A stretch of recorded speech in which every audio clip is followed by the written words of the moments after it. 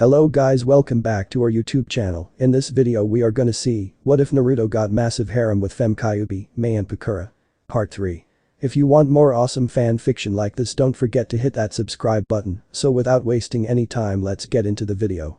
Everyone was taken aback at the training ground's nickname. Why is it called the Forest of Death? Asked Kiba curiously, albeit warily. The second part of the test will be proctored by me.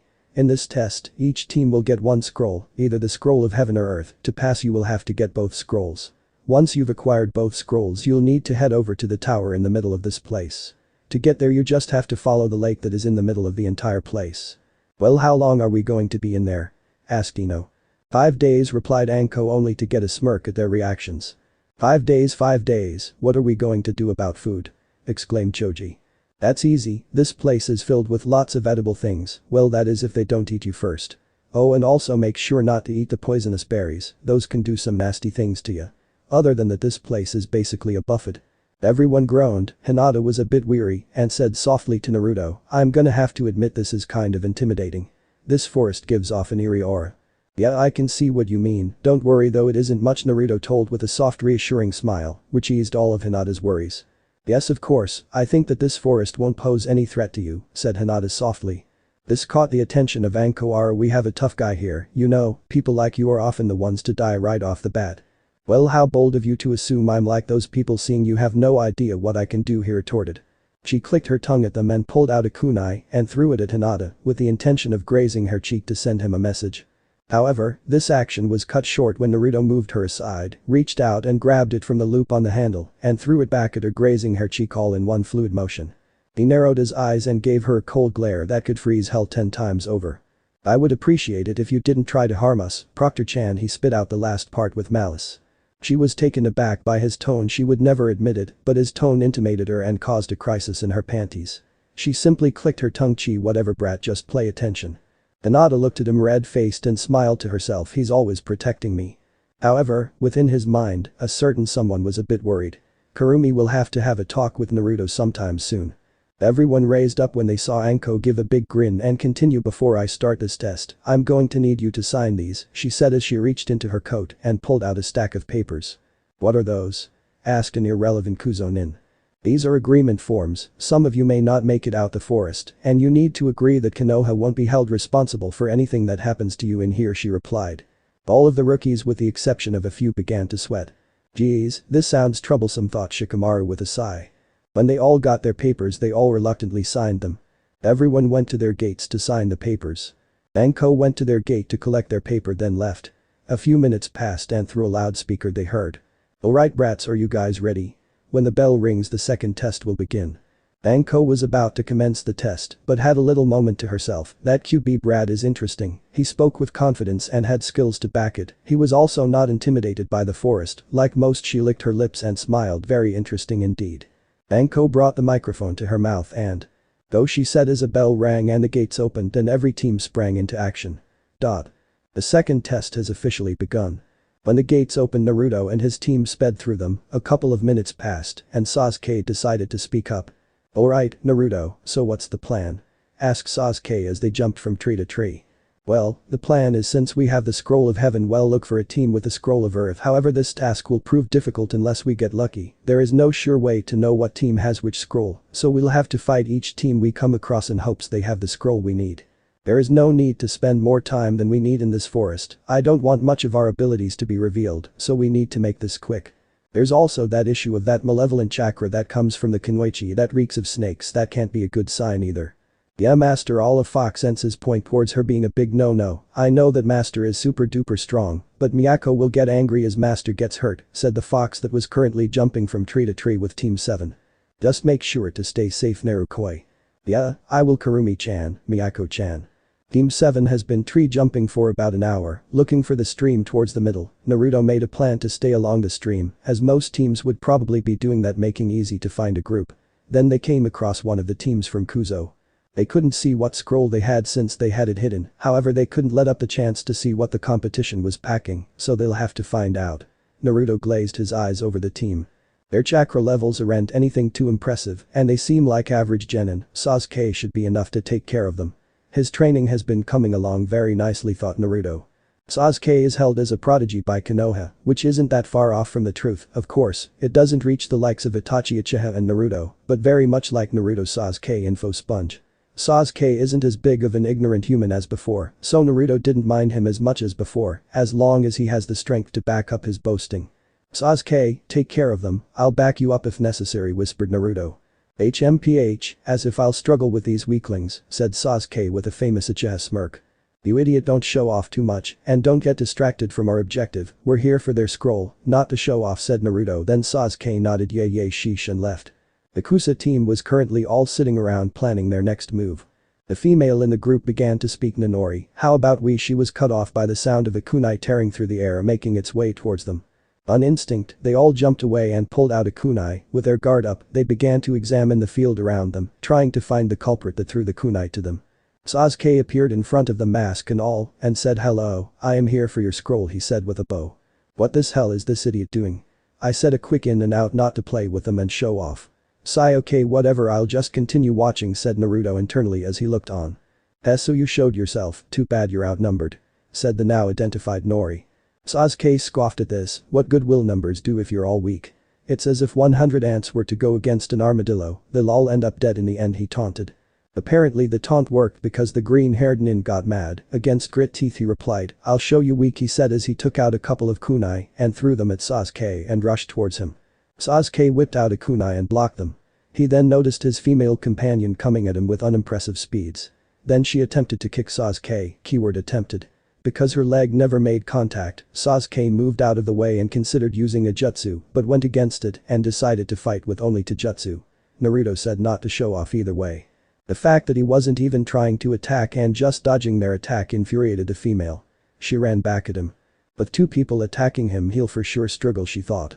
She flashed a knowing look at her male companion, Nori, and they both nodded in unison, as if they both had the same idea. They both dashed at him. Sasuke, still in the same stop he's been this whole time, simply deflected their attacks. As a fist made its way towards his head, he simply moved his head and pushed them to the side. Nori, while this action took place, decided to strike from another place and went for his legs. Sasuke jumped to dodge it and kicked Nori away. He hasn't moved from that spot and is still destroying us. What the hell, this is so infuriating, why can't we hit him? I'm supposed to be one of the strongest from this year, thought Nori as he watched his female companion fight the masked enigma.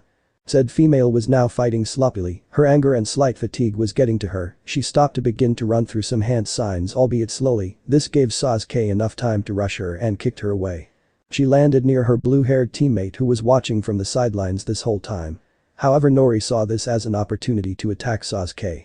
Sayuka, we have to leave, Nori is fighting the masked-haired nin right now, we can escape, because as we can see he won't win, we have to try and make it out of here, said a blue-haired nin to the now identified Sayuka. Ah. But shouldn't we help him, she retorted. Don't be stupid, do you want to pass this test or not? He asked. Why? Yeah, but shouldn't we help him, we can outnumber him. Nori is getting his ass handed to him, if he can beat him, then what makes you think we can? He asked her. Yeah, but we can't just leave him, he's our teammate. She was starting to get mad. Was this really her teammate? She knew he was trying to get in her pants, but she never thought he'd go this far. Humans are truly despicable. You idiot, don't you want to become a chunin? Come on, let's go, we don't need him, we'll just leave the with scroll, he insisted as he grabbed her wrist. She recoiled her wrist away from him and narrowed her eyes at him. No, she said firmly, I'm not leaving Nori, I'll never do that to someone. She stopped herself with a cough. That's when they noticed a fox near them giving off an aura. But they simultaneously thought it's not every day you see a fox giving a powerful aura. Sorry miss, but Master Kinda needs me to take you guys out. They weren't able to react because before they knew it they lost their concessions. The master is surely going to praise me, now I just have to search for their scroll, I hope they have it, Miyako thought as she began to examine them. Sasuke was not struggling with his opponent, in matter of fact he was just playing with him, like how people would play with their food. Nori was thrown behind and threw up blood and gripping his stomach, a result of Sasuke's attacks damaging his internal organs. I'm fighting with everything I have, and he doesn't look a tiny bit winded, and my teammates are nowhere to be seen, he thought as he looked around. I'll have to surrender, he thought to himself. If what you're looking for are my scroll, I don't have it, my teammate Sakura has it, he finally said. As if on cue, two other masked people showed up, one female and the other had a fox on his shoulder. Emo-chan, we have the scroll, fighting them is useless now, let's go, said Fox Boy. DCH, what did I tell you about calling me that, also you ruined my fun, scowled Sasuke. Yay whatever let's G however Naruto was cut off. Wait what happened to my teammates? Nori asked weakly. Naruto turned to him and said they're not dead, that's all you need to know. Killing will just make me suspicious even though killing is allowed, I don't want to risk it, thought Naruto inwardly. Not wanting to be interrupted anymore, Naruto knocked Nori out. Alright, let's go. They nodded and moved out. So did you get their scroll, asked Sasuke. Yes, but it isn't the one we needed. Sasuke sighed, I was afraid you were going to say that. Yeah well it's not my fault, we'll just have to keep looking. The body could be heard slicing through the air hastily. Dukikuku, I have eyes on you Sasuke, soon your young body will be mine, along with those blessed eyes of yours. However, other blonde kid can prove to be a fun toy, as well were the thoughts of a certain snake as he made his way towards his target. 3 bodies could be seen rushing through the air as they stepped from branch to branch. Alright, let's stop here, I'm sensing chakra signatures, they're flaring, so that means that there must be a battle going on. Hopefully there we find the scroll we need and get to the next stage as soon as possible. Right, nodded Hinata. Miyako yipped in response. Sasuke simply nodded. We'll conceal our chakra and wait for their battle to end. Their fight was overall nothing that impressive, it mostly consisted of taijutsu and some small C-rank techniques. Eventually their fight ended and the team that won had both scrolls, now they just need to take the one they need. Let's go, said Naruto as they all made their way down. I'm sorry, but I'll need the came a voice behind the team's leader. On instinct he jumped back and pulled out a kunai. Who are you? He said as he noticed there were 2 other people behind him, all donned in masks. He made his way to his team to group up. He needed to come up with a plan to deal with these intruders. They just fought for them and he's sure as hell not about to have some masked weirdos take them from him. He's trying to group up again, he's not as brash and stupid as the last team, this makes it all the more fun, mused Naruto. The we are is of no importance, we're just here to take your scroll, said Naruto as he pulled out and swirled a kunai on his hand and threw it only for it to be blocked. They rushed towards each other and engaged in a battle of taijutsu. He's actually not that bad, he's pretty good, he definitely would have made Chunin, but unfortunately fate put him against us. You wait, I probably sounded like Hinata's cousin right there, Naruto mused to himself. You know, you're actually not too bad, but I'd rather this not drag out, said Naruto as he dodged a punch and grabbed his arm and slammed him into the ground with a crunch. There go a few bones. With a single hand sign the ground shifted and made cuffs around his arms and legs, locking him into place. He had to dodge an incoming kunai. Get away from him, she said angrily as she pulled out another and prepared to battle him. He turned to look her and simply put his arm put and she began to feel an invisible force push her towards him and then spammed her into the ground. More bones were broken at the moment and locked her in place. He turned to look at the last remaining teammate who has the scroll, asked Naruto. The other teammate was scared out of his s. This man just waltzed in and completely wiped the floor with his 2 teammates that he looked up to and were considered the strongest genin from their village. Tasumi has it, he said, not wanting to end up in the same state as his teammates. You're saying it as if I knew who that was, deadpan Naruto. She's the girl. Miyako. Yes master, I'm on it, yipped the fox a little too happily for the nin's liking as she began to search Kasumi. Why do they all make the females carry them, this is starting to get predictable, he mused to himself. Aha, I found it master, I expect a reward, she yipped. Yeah you know what to do. The fox yipped in reply and swallowed the scroll much to the other team's disgust but decided to say nothing on it as they didn't want any more broken bones. They left, but not before knocking the other team out. Naruto felt the malevolent chakra from before and was instantly put on guard. Sasuke, Hinata, Miyako, formation, she's is here. They all jumped into formation, each covering each other's backs. What is it, Naruto-kun? I don't sense anyone, said Hinata. It's faint, but it's there, and I get the feeling it isn't here to share their rations. Dukikuku, so Sasuke, we finally meet, said a disembodied voice that echoed through the trees. Sasuke instantly perked up. Who is this, do I know you? He asked. Master, this is the person we saw that smells a lot like snakes, I don't like her, she smells, said Miyako in his head. Naruto for some reason imagined her making a funny wincing face as she said that. No, I don't believe you do, however your brother does, said the voice, followed by a cackle that sent shivers down his spine. My brother? His eyes hardened. What about my brother? What do you know about him, he said as he slightly raised his voice. Fukuku, ever so gullible, however his thoughts were cut short by a kunai making its way towards him at impressive speeds. How? He thought I was concealing my presence. He left his disguise and Sasuke and Hinata instantly gripped their kunai preparing force fight. How interesting, I didn't think you would figure out where I am, he said as he locked eyes with Naruto. Naruto didn't reply, his gaze still locked on Orochimaru. He addressed Sasuke. Sasuke, we'll take him on together, we don't know how strong he is, Hinata back up if we need it, he nodded in response. Orochimaru smirked and inwardly thought they believe they can take me on, cute. But much to his surprise both Naruto and Sasuke pulled out swords and made it towards Orochimaru with the intent to kill. This caught him off guard and he had no other choice but to dodge. What the hell? Sasuke is supposed to be Chunin level and call me crazy, but that was definitely not Chunin level speed and Minato's brat may even be faster than Sasuke.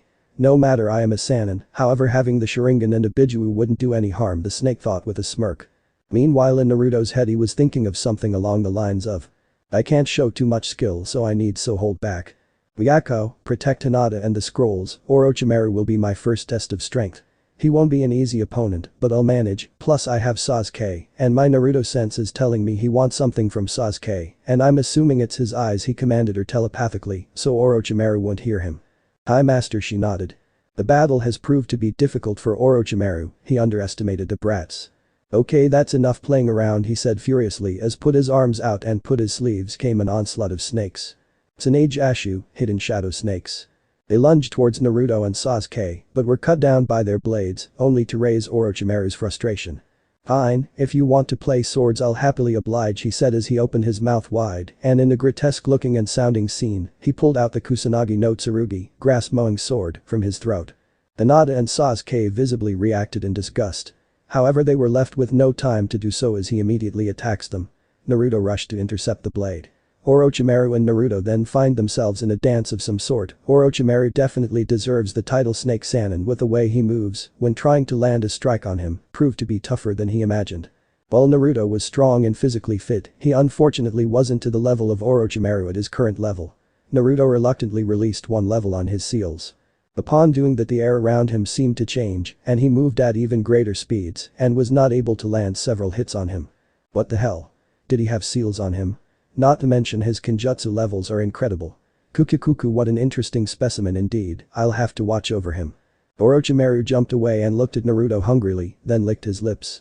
Kukukuku, yes, you are most certainly interesting, I came for Sasuke, but I think I found a new toy, he said with a wicked grin directed at Naruto. He shuddered in response, I have an idea of what you want, however I'll have to apologize, Sasuke isn't going anywhere. We'll see about that, Orochimaru said, narrowing his eyes. I can't underestimate this kid, he held his own. I need to at least mark Sasuke and plant seeds of doubt, but that will prove difficult with him here. Clones would be difficult to use since the Hyuga is here and would be able to identify it unless, thought Orochimaru. Orochimaru ran through hand signs and blue mist, effectively blinding everyone. Hinata, eyes. Hi, she closed her eyes and focused chakra to her eyes. Byakugan. She exclaimed as veins bulge around her eyes. Naruto-kun, I can't see anything, mist is laced with chakra, it's really dense too, so it's making it difficult to see. Naruto closed his eyes and tried to use his sensory skills to try and locate him, the downside to this is he had to stay still and focus in order for it to work. However, it was to no avail because all he could sense was the mist. However, he felt an influx of chakra and it was right next to he opened his eyes in realization. He exclaimed. Ah, he heard Sasuke exclaim, however something about his tone was off. Naruto made a hand sign Futon. Keizo Yuburu no Jutsu, wind style. Wind break jutsu. Wind began to form around him and dispersed outward, blowing all the mist away. He looked around finding Sasuke, he looked a bit different, but Naruto paid it no attention at the moment, he was worried about other pressing matters. Kukukuku, you may be strong, but you still can't stand up to one of the Sannin. He was cut off by a fist introducing itself to his gut. Orochimaru fell back and grunted in pain as he got up. He sensed Naruto coming at him and was about to react when he felt a kunai stabbing through his hand. Then multiple other kunai on his leg. He didn't exclaim in pain, but it still hurt even for a Sannin. What the hell did he add to these kunai? What did you do to him? Bukuku, you lost, Sasuke will come to me on his own will, nothing you do will stop him, I can give him power and that's what he seeks. He said as he started melting into mud. DCH, the snake escaped, now what did he do to him, he said as he walked towards Hinata who was watching over him. Hinata, watch the area so no one tries to sneak up on us, he told her. Hi Naruto-kun, she said hesitantly. Yes? He asked. Never mind, you'll see right now, she said. When he reached Sasuke to inspect what happened to him, he looked and there was a mark near his scapula. He sensed some disgusting chakra on it. So this is what he meant, he is probably going to use this seal to take control of him or to influence him. While inspecting it he noticed something about him. Huh? He thought as he noticed his hair was noticeably longer, he also didn't look as broad as before. and his face was slightly more angular. What in the he thought as he added 2 and 2. Ah, so that's what's happening, he thought, slightly surprised. I'll have to talk to him about this, nothing I can do about this right now, I'll have to try and get to the base as soon as possible. With Sasuke in this state, it isn't good to stay out here for any longer. However, I need to examine Sasuke's seal before we go in, because they'll immediately notice something's up with Sasuke. Hinata, we're heading out, we're going to rest up while I look at his seal. Hi, she replied. They found a nice area where they can hide Sasuke. Naruto pulled out some paper and ink and made preparations for the beepasis. He stripped him from his shirt and began to apply ink. After some while he began to get information on it as he discovered different intricacies of the seal. This is not a half-bad seal, he adds some of his chakra and part of his soul to influence him. From the looks there are multiple stages to this seal, can't tell how much, but they're there for sure. However, this brings up another complication, I can't remove it without Sasuke's help, he has to reject the seal for it to completely be removed completely. Most I can do right now is seal it off, but it's not failsafe, Sasuke also has to do his part. Narukoi, he heard a voice he hasn't heard in a minute say to him. Kurumi? Yeah, what's up? What exactly is your plan here? You're going to leave Konoha, whatever happened to staying away and not making many connections to this place? As you already know that Hinata girl is armored with you, she's going to be destroyed when you leave. And I'm sure Sasuke isn't going to take to this kindly either. First, his brother abandons him, and now you, who is someone he looks up to and trained him to be as strong as he is now, is also going to end up leaving. They both look up to you as a leader, there could be negative backlash, they might both hold resentment and could stand in your way, and I know you care for them and don't want to hurt them. So what exactly is your endgame with your relationship with them? I was planning on having them stay here and give me information on what's happening, like spies of sorts. It's admittedly not the best of ideas, but I'm still working out details. But do you really think they'll agree to this? To you leaving them? They're honestly both dependent on you, you'll need to let them know everything if you're going to have them be spies. I highly doubt it, they'll accept the fact that you simply left and expected them to feed you information, they'll feel used, they'll have to know why you're leaving. If you just leave like that, you'll for sure stir more conflict than needed. You're right, I believe telling them is a better idea, I still need to work out how I'm going to tell them. Thank you for this, I knew I can always trust on you to guide me, he told her, giving her a small smile. Now go attend to your guest, he's waking up and has a lot of explaining to do, she told him, giggling. Sasuke began to stir and grunted in pain. Ugh, what happened, he said as he stretched out, then looked down to see his bare chest. His face was drained of its color and he gave off a very unmanly scream. Die, he said as he scrambled around, panicking, not knowing what to do. No, he thought in his head as he looked and noticed Naruto giving him a look he didn't like. Now that you're awake, Sasuke-chan, mind explaining? He said a little too sweetly for Sasuke's taste. He simply sighed and looked down. So cat's out of the bag now, huh? I'm a girl, I've always been a girl, my parents knew the Yondaime and Sandaime Hokage very well, they were friends, apparently the Yondaime created a seal to change someone's appearance and changed their chakra signature accordingly, he called it the sexy jutsu, and he used it to sneak into girls' bathing houses apparently. When my clan was annihilated by him, they were going to turn me into a breeding stock for my Sharingan, she said in disgust. And since what I said before, my mother specifically was really great friends with the Sandaime. Apparently Minato taught him how to do it, he put the Gain Jutsu on me and had me escape the plan the elders had. My gender was hidden since infantry by request of my father, he had a certain type of mentality of power and gender, my brother, Itachi, he was a prodigy, everything my father wished to be, his pride and joy. However, when I was born he expected another male, so he can hone me into another Itachi, so he can boast about birthing two powerful shinobi. Now imagine I come out as female and sent his plans to ruin, he wasn't too fond of the idea and make the Sandaime change me. I eventually grew accustomed to it, she finished. Naruto was looking at her, beepizing the situation, trying to make something out of this. She's been through some things. Everyone has their story, however this makes me think back to what Kurumi said, knowing Sasuke she won't just reveal all of this to someone she doesn't trust. Sasuke, don't worry, your secret is safe with me, I won't tell anyone, and even if someone finds out I won't let anything happen to you, he said to her. We're heading back to the base, we got the scroll we need, go back to your male version, we'll talk in further detail when we get back. We can't talk about this here, not secure enough. Hi, she said as she ran through a long series of hand signs, but she hissed in pain. What the hell? She asked as she reached where her seal was. Oh right, forgot to mention that Orochimaru marked you with a seal, I sealed it off for now, try not to use chakra for a bit, cause it might hurt, you should wait a few days. Hi, who's Orochimaru and why did he mark me? She asked, grabbing it. He's the one who attacked us, the reason he attacked you is probably for your Sharingan, not sure what he wants with you, but he marked you with a seal.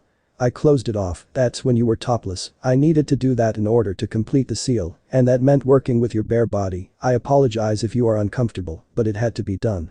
I examined it and it's used to influence you, there's different stages I don't know what they do, but all I know is they're not good. Don't try and use it, part of his soul is in that seal, it may be tempting to use it, it has some of his chakra in it, as regrettable as it is he is powerful, more powerful than you, so that power will be tempting, don't use it, if you ever lose yourself to it, I will not hesitate to take care of you. Right now it's sealed off, but it's not foolproof you have to do your own part in resisting it if it tries to influence you. Understood? He said in a serious manner. Understood, she said firmly. Naruto smiled at her. I cannot remove it right now, we have to wait till after the test. But rest assured I will remove it. She was slightly flustered at the mention of him working of her bare body, but nodded in agreement. Let's go, he said to all of them, and they all nodded and moved out.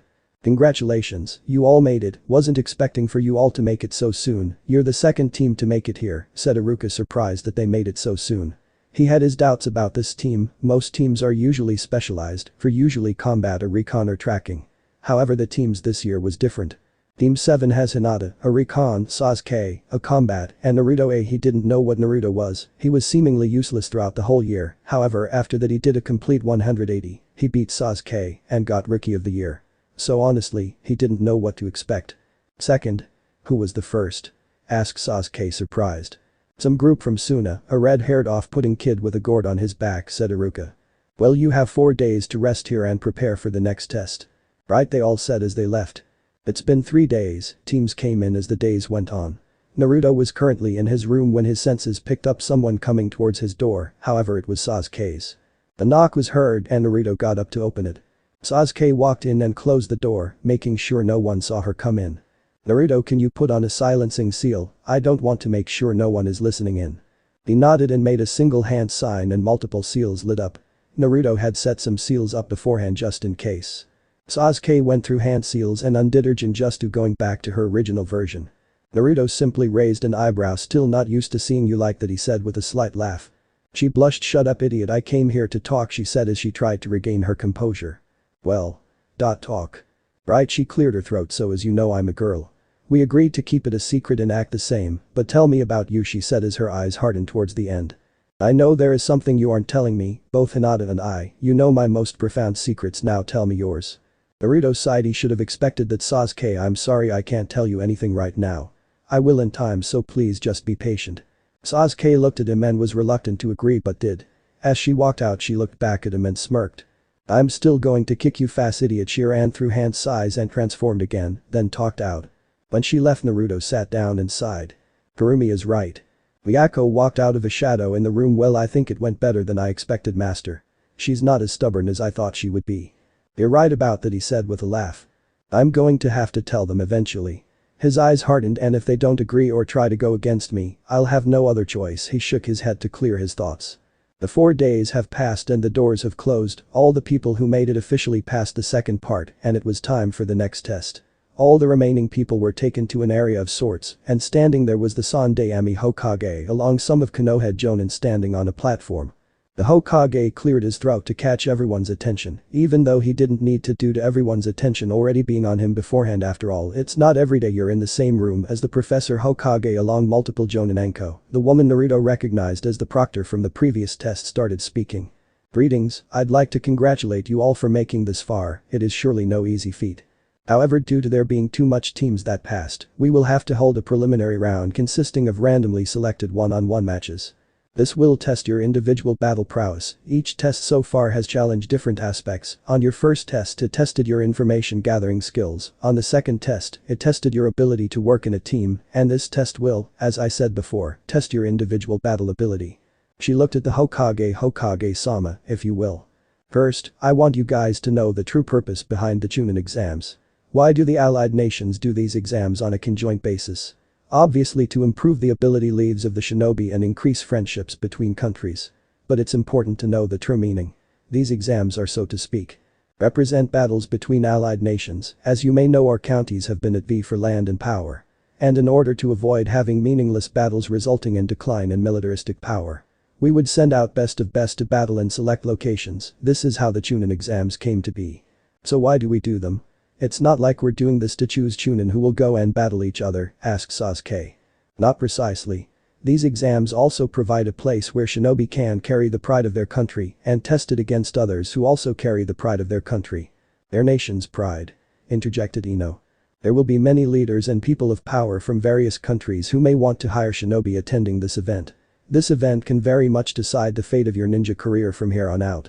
More importantly, these rulers will watch your battle and gauge the strength each village had to offer. The stronger the village, the more requests for jobs will flood. The weaker the village, the less requests they will receive. This will give the village more power in negotiations, so it's important to show how much military strength the nation has. Okay, even so, why do we have to risk our lives? Asked Kiba. The village's strength is a shinobi's strength, and a shinobi's strength is a village's strength, and one can only be measured when put in a life and death situation. This battle is a chance to display how much strength a nation has. And for this is the reason your forerunners fought in this exam. Then why use terms such as friendship? When all we're doing is nothing more than a toned-down version of war? Asked Temari. Yes, however, in the world of shinobi, friendship is a custom that is preserved by fighting and dying. That is what friendship means in the world of the shinobi. Everyone with the exception of few were taken aback. I don't care. Just tell me who I'm going to fight, replied Gaara, clearly uninterested. Very well, replied the Hokage. That's when a shinobi jumped in front of the Hokage and bowed. Please let me take it from here, Hokage-sama. Very well, the Hokage nodded. All I have left to say is, good luck to you all. He said before leaving. The man turned around. He had a headband that covered the top of his head. He had a set of dead fish eyes with tired bags under them, a standard Konoha flak jacket. I am Heiichiko and I'll be proctoring the next portion of your exam, he said before he went on a coughing fit. Is he okay? Thought Hinata inwardly. Before we start, there are a few of you that just barely finished the exam. If you want to drop out, this is your chance, he told them. That's when a silver-haired nin raised his hand. I'll like to drop out, my team is exhausted and I'll surely fail if we continue like this, he said. Naruto narrowed his eyes at him. He's suspicious. I know, master, he smells of snakes just like Orochimaru. That surely isn't good, said Miyako. I know, however that's not our priority right now. The teams are being given out right now, he told her.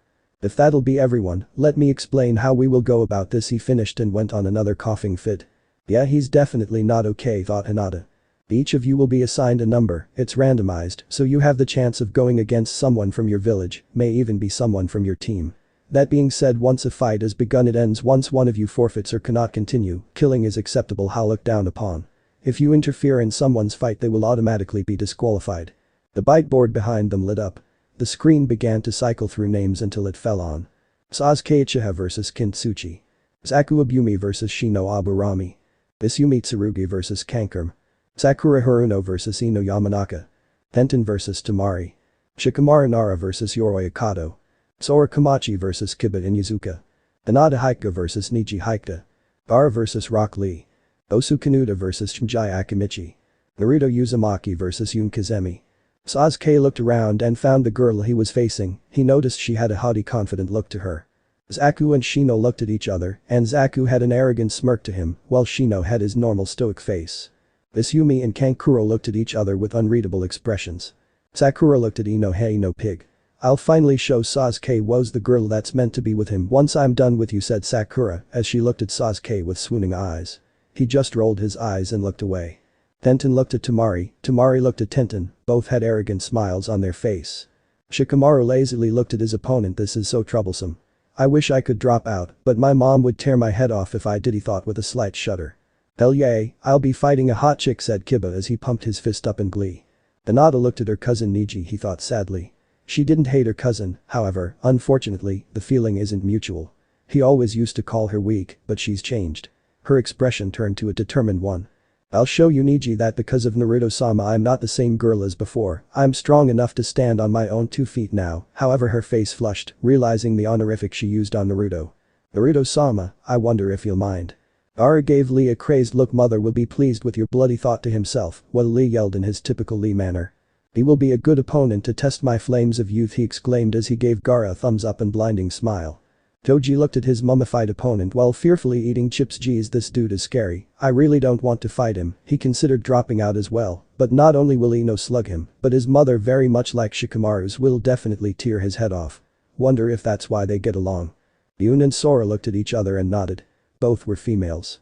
Sora wore a Chinese dress that covered her modest chest and thigh-length socks and had her brunette hair tied up in a single bun, laying on the side of her head with a pin through it. She also had a short sword on a hilt laying on her back. The other one, Yoon, elegantly wore her dark blue hair dropped down reaching her thighs with a single small braid running through the middle complementing it.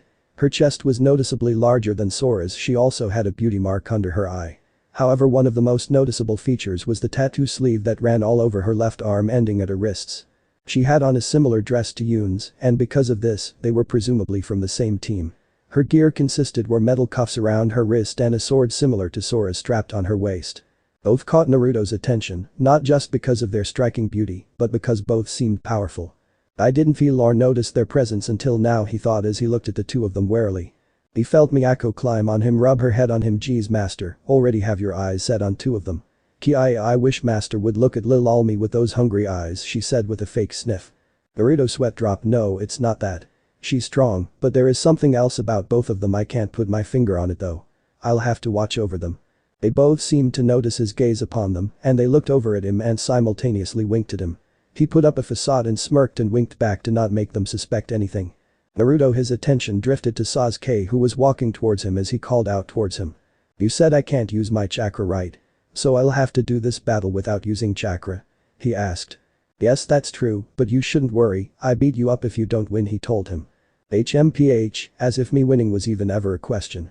Of course I'm going to win, he said with his signature Uchiha smirk. He cleaned his throat to catch their attention. You will all have to go the rails above and specter the fight, he told them. All left with the exception of Sasuke and Kin. He looked at both of them. You know the rules. Ready? Hajime, he exclaimed as he jumped out the arena. Both Sasuke and Kin looked at each other, none moved a muscle. That is until Kin whipped out senbon and threw them at Sasuke. Sasuke easily dodged it only to see more senbon gliding his way. This continued for another minute until Sasuke got irritated. He pulled out his sword and deflected the senbon that made their way towards him. In an attempt to end this quickly, he rushed her and tried to slash her with his blade. However, she moved away, giving her enough time to pull out another senbon. She threw it at him. Is this really all you can do? Just throw senbon? If so, then this will be easier than I thought, he smirked at her. She laughed in response. You're an idiot if you think this is all I have, she said as she continued her onslaught. She threw two senbon at him which he ducked under. That's when he noticed a ringing sound. He looked behind him to see bells hanging on the senbon. Bells? He thought to himself in curiosity. She continued throwing senbon with bells. He kept on dodging them only to feel a nick on his arm. He looked down at it and saw a senbon sticking out of it. What the? When did she hit me, he wondered when he widened his eyes in realization. She smirked. So you realized? Well, you were distracted by the senbon with bells. I used the ones with no bells to hit you. Not so great and mighty now, are we? She asked mockingly.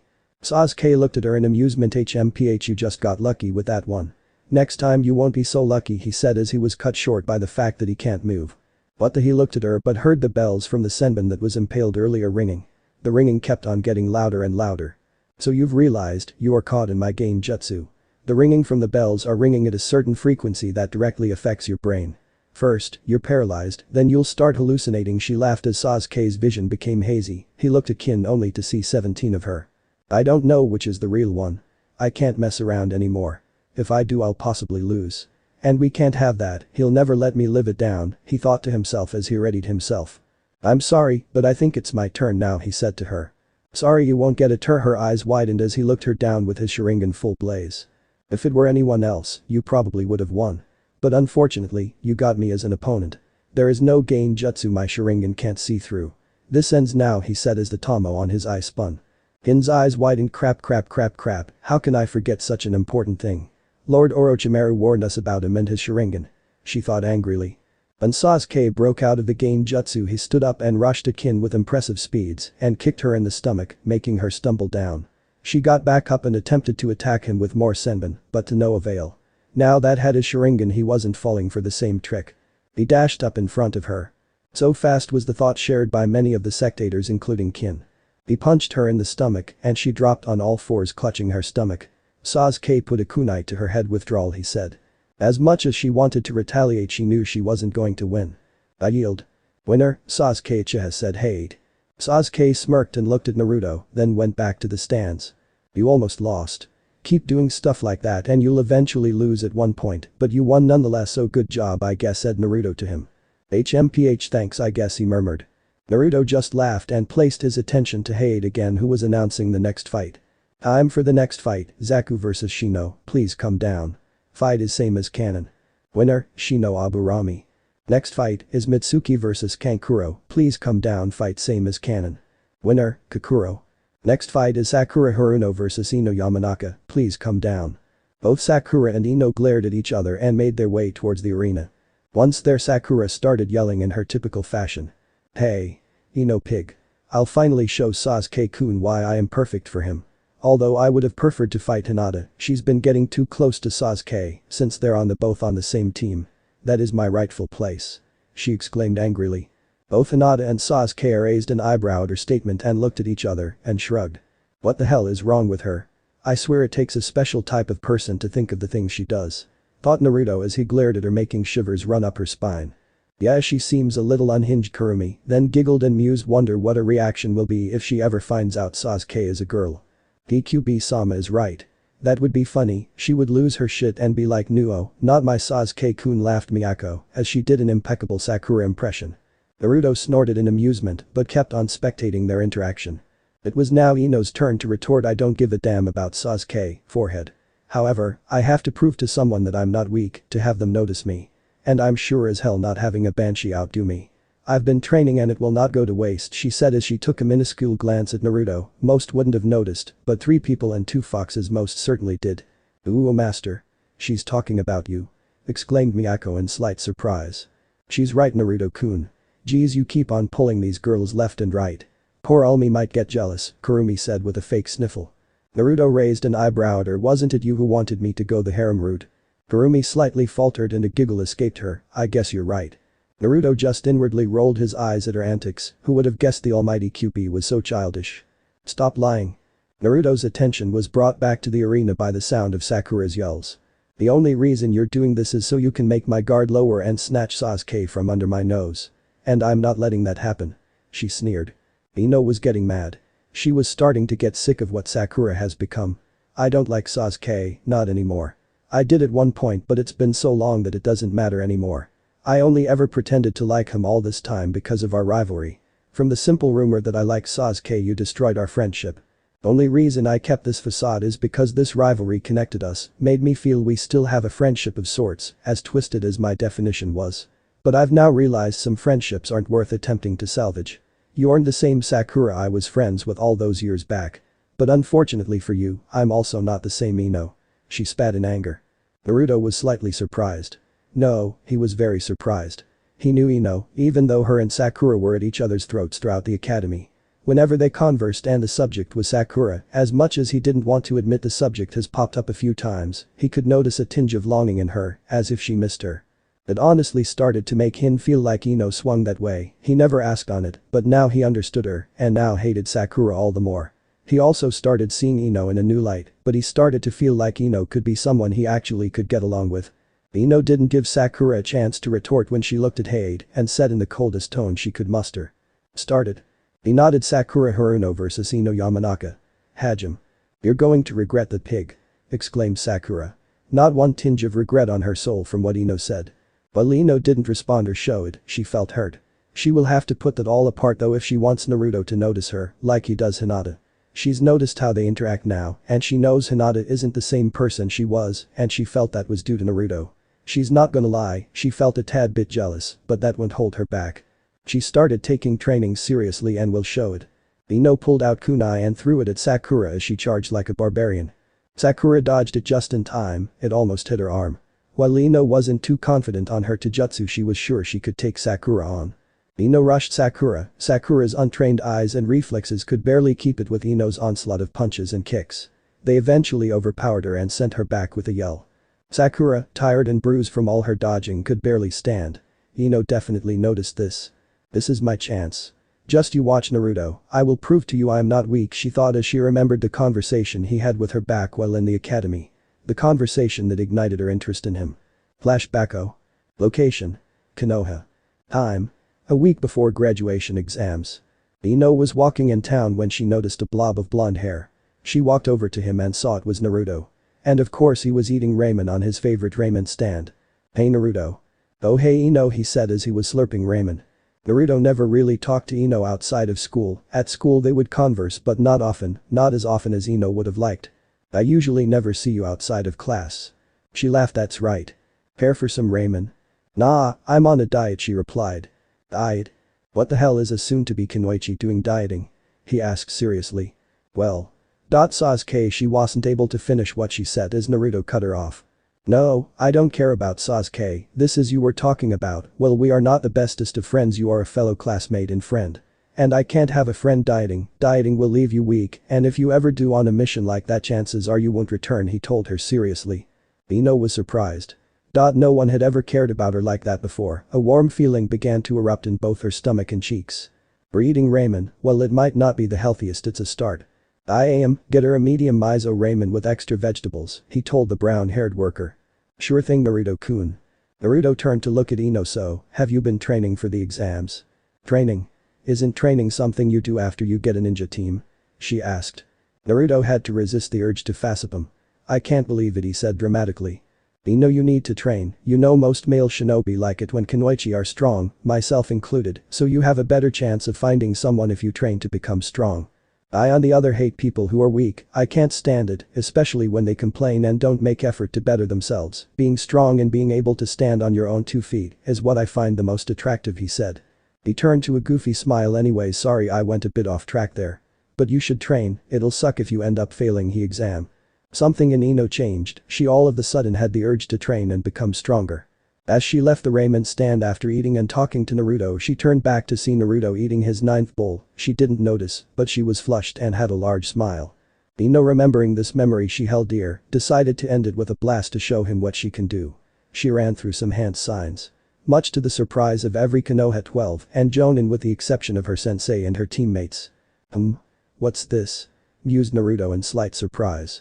It seems like she was telling the truth. Well, this isn't much considering how Ino was before. This was definitely an improvement. He continued to watch in approval. "Pain. Hana Bakuden, fire release. Flower bomb jutsu," she said as she inhaled and prepared to release a single fireball into the air, where it exploded into other small ones, and they dropped on Sakura. She yelled in pain as they burned her. Ino, however, toned the jutsu down in order for it to not damage her too much. Well, she did want to get her message across, she didn't want to flat out kill Sakura. "Winner, Ino Yamanaka." Ino was panting, she didn't have the best of stamina, but she still smiled in happiness. "I did it," she thought to herself and looked over at Naruto, only to see him looking at her with a gentle smile, which only made her heart flutter. She went back to the stands and was congratulated by her teammates and fellow Konoha. Next fight, Tenten vs Temari, same as canon. Winner, Temari. Now will Shikamaru, Nara and Yoroi Akato come down? Geez, what a drag, thought Shikamaru inwardly as he reluctantly made his way towards the stage. Once both were on the stage, Hayate looked at both. "Ready? Hajime," he said as he jumped out of the stage. Yoroi began to try and engage in a taijutsu battle. Shikamaru was not too confident on his skills on taijutsu, so he just began to dodge his attacks. Yoroi was able to land a few hits on Shikamaru, while Shikamaru was able to block them to not have them so much damage. He noticed something. With every hit he landed he felt his chakra draining. He didn't have a large reserve, so he definitely noticed it. Now he knew why he was so adamant on engaging on taijutsu. He was probably trying to slowly but surely drain his chakra and exhaust him. But thankfully, he noticed, now the hard part of figuring out a way around it, but thanks to his clan's specialized jutsu, long-range battle won't be impossible. However, Shika knew better than to underestimate his enemy. Now I need to figure out how to make the shadows, he thought and clicked his tongue. This is the worst, there are little to no shadows. Worst landscape for me to fight, he thought, slightly irritated. So far their entire fight consisted of taijutsu. Yoroi attempted to hit Shikamaru, but Shikamaru did everything he could to not get touched. So you've noticed, sneered Yoroi. Yes, an interesting technique there. To be able to drain someone's chakra by touching them is surely a formidable technique. Avoiding it has definitely been quite a challenge, said Shikamaru with a slight chuckle. Yoroi smirked in response, then you should just give it, you have shown nothing else except dodging. Dis you really make it this far without any skill? Have you had your team do all the work? He taunted. However, unfortunately for him, Shikamaru was level-headed and wouldn't fall for such things. Shikamaru didn't respond, and now he knew just what to do. Shikamaru pulled out a shuriken and threw them at him, and it landed to his right. Yoroi snorted, how did you manage to pass the academy with such aim? Unbelievable, have Konoha standards really dropped so far? He taunted in another attempt to make Shikamaru lose his cool. Shikamaru then pulled something out. Ugh. More shuriken or kunai. Give it. You lost, it's pointless to continue. All your efforts so far have been futile. He said, getting tired of this. Shikamaru gave an uncharacteristic smirk and viewed the object he was getting towards Yoroi, only to have it completely miss its target and have it thrown to the left of him. The object exploded in a blinding flash. When he tried to move away but realized he couldn't move. What the, he thought. What have you done? He exclaimed. Shikamaru calmly responded, my clan's jutsu specializes in controlling shadows. Since this stage has no shadows, I had to create some. Create some? How? I don't see any. He said, his voice raising. Shikamaru smirked and pulled on something. That's when Yoroi realized. String. Correct. Using the shadows created by the flash of light. The first shuriken I threw was to throw you off, but not only that, it had that string attached to it. However, your shadow is currently behind you and I couldn't get to it. So I threw that light bomb to your left to not only make your shadow come on the right, but to amplify your shadow and make it larger to make sure it can reach it. He told Yoroi. DCH was all he could reply. He was clearly outsmarted and there wasn't anything he could do. Agi main no jutsu, shadow imitation jutsu, said Shikamaru as he took control of Yoroi and pulled out a kunai from his pouch and pointed the kunai at his neck. Yield, he commanded. Yoroi wanted to protest, but he decided against it. I yield, he said somberly. Winner, Shikamaru Nara. Naruto back on the stands looked at Shikamaru with an approving look. Typical Shika. Doesn't have much muscle but has all the brains needed. Thought Naruto. Next fight, Sora Kamachi vs Kiba Izuzuka. Come down, hey, told them. Oh hell yeah. Come on Akamaru, let's show this hot girl how strong we are. He said confidently. Yun looked at Sora and they both nodded, then Sora went down to the stage. Alright. Ready Hajime. Bet ready. Just cause you're a girl doesn't mean I'll go easy on you, he said with a wink. She giggled and said, wouldn't want it any other way, her angelic voice rung out. Naruto meanwhile was watching her every move like an eagle. He knew Kiba was screwed cause he could tell Sora was no pushover if her massive chakra reserve said anything.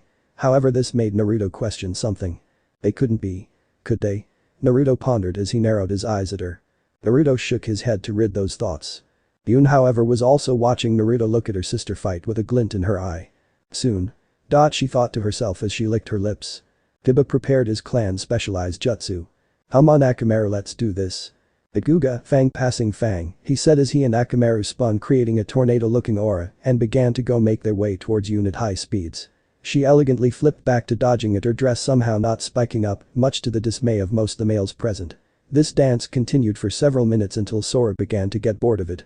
Is this all you can do? She told him, my I thought you were better, she said suggestively. Kiba blushed and had a lecherous look to him. I'll show you better, he said as he prepared another attack. Iguga, fang passing fang, he said as he flung at her. I told you, she said as he neared. That won't work, she finished as he reached her only for her to perform a spin kick and kicked Kiba to the wall, creating a large crater. Kiba was slightly dazed as he got back up. You're going to regret that, he said angrily. She smirked. Oh really? Punish me then, or try to at least, she said, causing many of the males to flush. Heh. She's using her sexual appeal. How shameless, said Naruto out loud, amused. Oh? What this cutie? Would you like to attempt to punish me? She said with a wink. However, Naruto was immune to all forms of teasing and would not be one-upped. Only if you beg for it, I don't mind making you scream, he told her, much to Hinata's dismay and only for Sora to largen her smirk. She was about to reply when she was cut off by Kiba. Hey. Stop flirting. I still need to kick your face, he told her angrily. Oh right. You're still here, she said as she looked at Kiba unamused. Shut up. I'll show you. He exclaimed as he pulled out a smoke bomb and threw it, and it exploded in a plume of smoke that covered the entire arena. She looked around in amusement and heard through the smoke. Iguga, fang passing fang. Again with this. Is this really all you can do? Geez, I thought would be more exciting than this. Hiding could be heard in the smoke, it continued until the smoke almost cleared up. Kiba has this, there's no way someone can beat an Inyazuka in Taijutsu, was the thought that ran through most of the Konohinin, who clearly underestimated Sora. They were among the village's finest Taijutsu users after all. There were some not so sure Kiba had this in the bag, they were the minority though. As the smoke dissipated, everyone half expected both of them to be someone harmed or one victorious, most guesses landing towards Kiba. When the smoke dissipated and it revealed an untouched Sora standing victorious and a battered Kiba on the floor in defeat. Almost every Konohinin was shocked. An Inyazuka? Beat in Taijutsu? Even though they were genin, the Inyazuka's Iguga is something that should overwhelm a genin. But that wasn't it. to be also left unscathed was even more shocking. Everyone looked at Sora slightly shocked. She just smiled at them then looked at Naruto and winked. Much the dismay of some of the females there, especially Hinata who glared at her with hate evident in her eyes. Winner, Sora Kamachi. Will Hinata Hyuga and Neji Hyuga come down? Hinata looked at Naruto, and he nodded at her show them you're not the same weak girl as before. She nodded high she went over and looked at her cousin with determination I'll show Naruto that all that training wasn't for nothing. Ready? Hajime. Neither moved a muscle. Byakugan. Veins protruded from Hinata's lavender eyes as the same happened to Neji's white ones. Both stared each other off. Neji was slightly surprised at Hinata's demeanor, she was, as far as he could remember a timid shy girl who struggled to utter a complete sentence without stuttering, much less to the blonde kid she had the hots for. But the person in front of him wasn't the same person, it was unbelievable how much she changed since she became a genin and was put in that team with the blonde kid. No matter he will win. Give up Hinata. It doesn't matter how much you've trained. Fate has already chosen me as the victor of this match he told her. No. I'm not the same person as before. I've changed and in this match I'll prove it to you, father and everyone that I'm strong, and not even you will stop me she said with determination. Very well. You have made your choice. Neji attacked Hinata at high speeds, the onlooking genin could barely keep up, but to everyone's surprise, Hinata was keeping up no problem. Every strike Neji sent her way she swiftly blocked, both their hands seemingly blurred out of sight, as a sign of how fast they were moving. Come on, one chance, one tiny cha there she thought as she finally got a chance to escape this loop they were in. One tiny movement Neji did gave Hinata a big enough window to slap his hand away and pushed him back. He skittled back and Hinata flipped back and ran through hand signs. Futon. Kei's Noyashi no Jutsu, wind style. Wind palm jutsu, she exclaimed as she pushed her palm forward and out a gust of wind came out, strong enough to stagger Neji a bit. Hinata smiled and gave Neji no chance to recover, or so she thought. She dashed at Neji to attempt to strike one of his tenketsu, she was a quarter of an inch away when Neji moved out just in time to dodge the strike. In retaliation he attempted to strike one of hers. She widened her eyes as she moved her arm away in an attempt to dodge it and was successful for the most part but was slightly hit, not enough to disable her arm, but enough to make her feel slight fatigue. Damn, if that hit this match would as good as over. She thought grimly. Neji saw that he hit her and started getting overconfident. I told you, it's pointless. This was a large mistake on his part, he started getting beepy, he began to play a little more aggressively, not focusing enough on defending from her attacks. Hinata noticed this and took advantage of it taking the chance she had to strike his tenketsu, he again dodged it, but she managed to tap his tenketsu, much like she did to him, effectively leaving both of them on the same boat. Crap, this is going worse than I had thought he said inwardly as he panted. He looked at her and noticed she was in a similar state than him. Hinata, give it up, well you have gotten better, but fate has already chosen me as the victor, everything you try will fail, and I will win he said his voice raising. Shut up already. He looked up and saw the blonde kid in Hinata's team glaring at him. You keep blabbing your mouth about fate this fate that, are you sure you're not just using fate as a cover to hide your fears? You're not the only one with problems, you keep on trying to hide behind the word fate instead of trying to do something to change it. If you keep on hiding behind fate then your life will be filled with nothing than a one-directional boring world where fate will chain you down to mediocrity and you'll never be able to surpass anyone or accomplish anything. Your so-called fate is not your friend and will one day let you down. What will you do then? He asked him coldly. What do you know?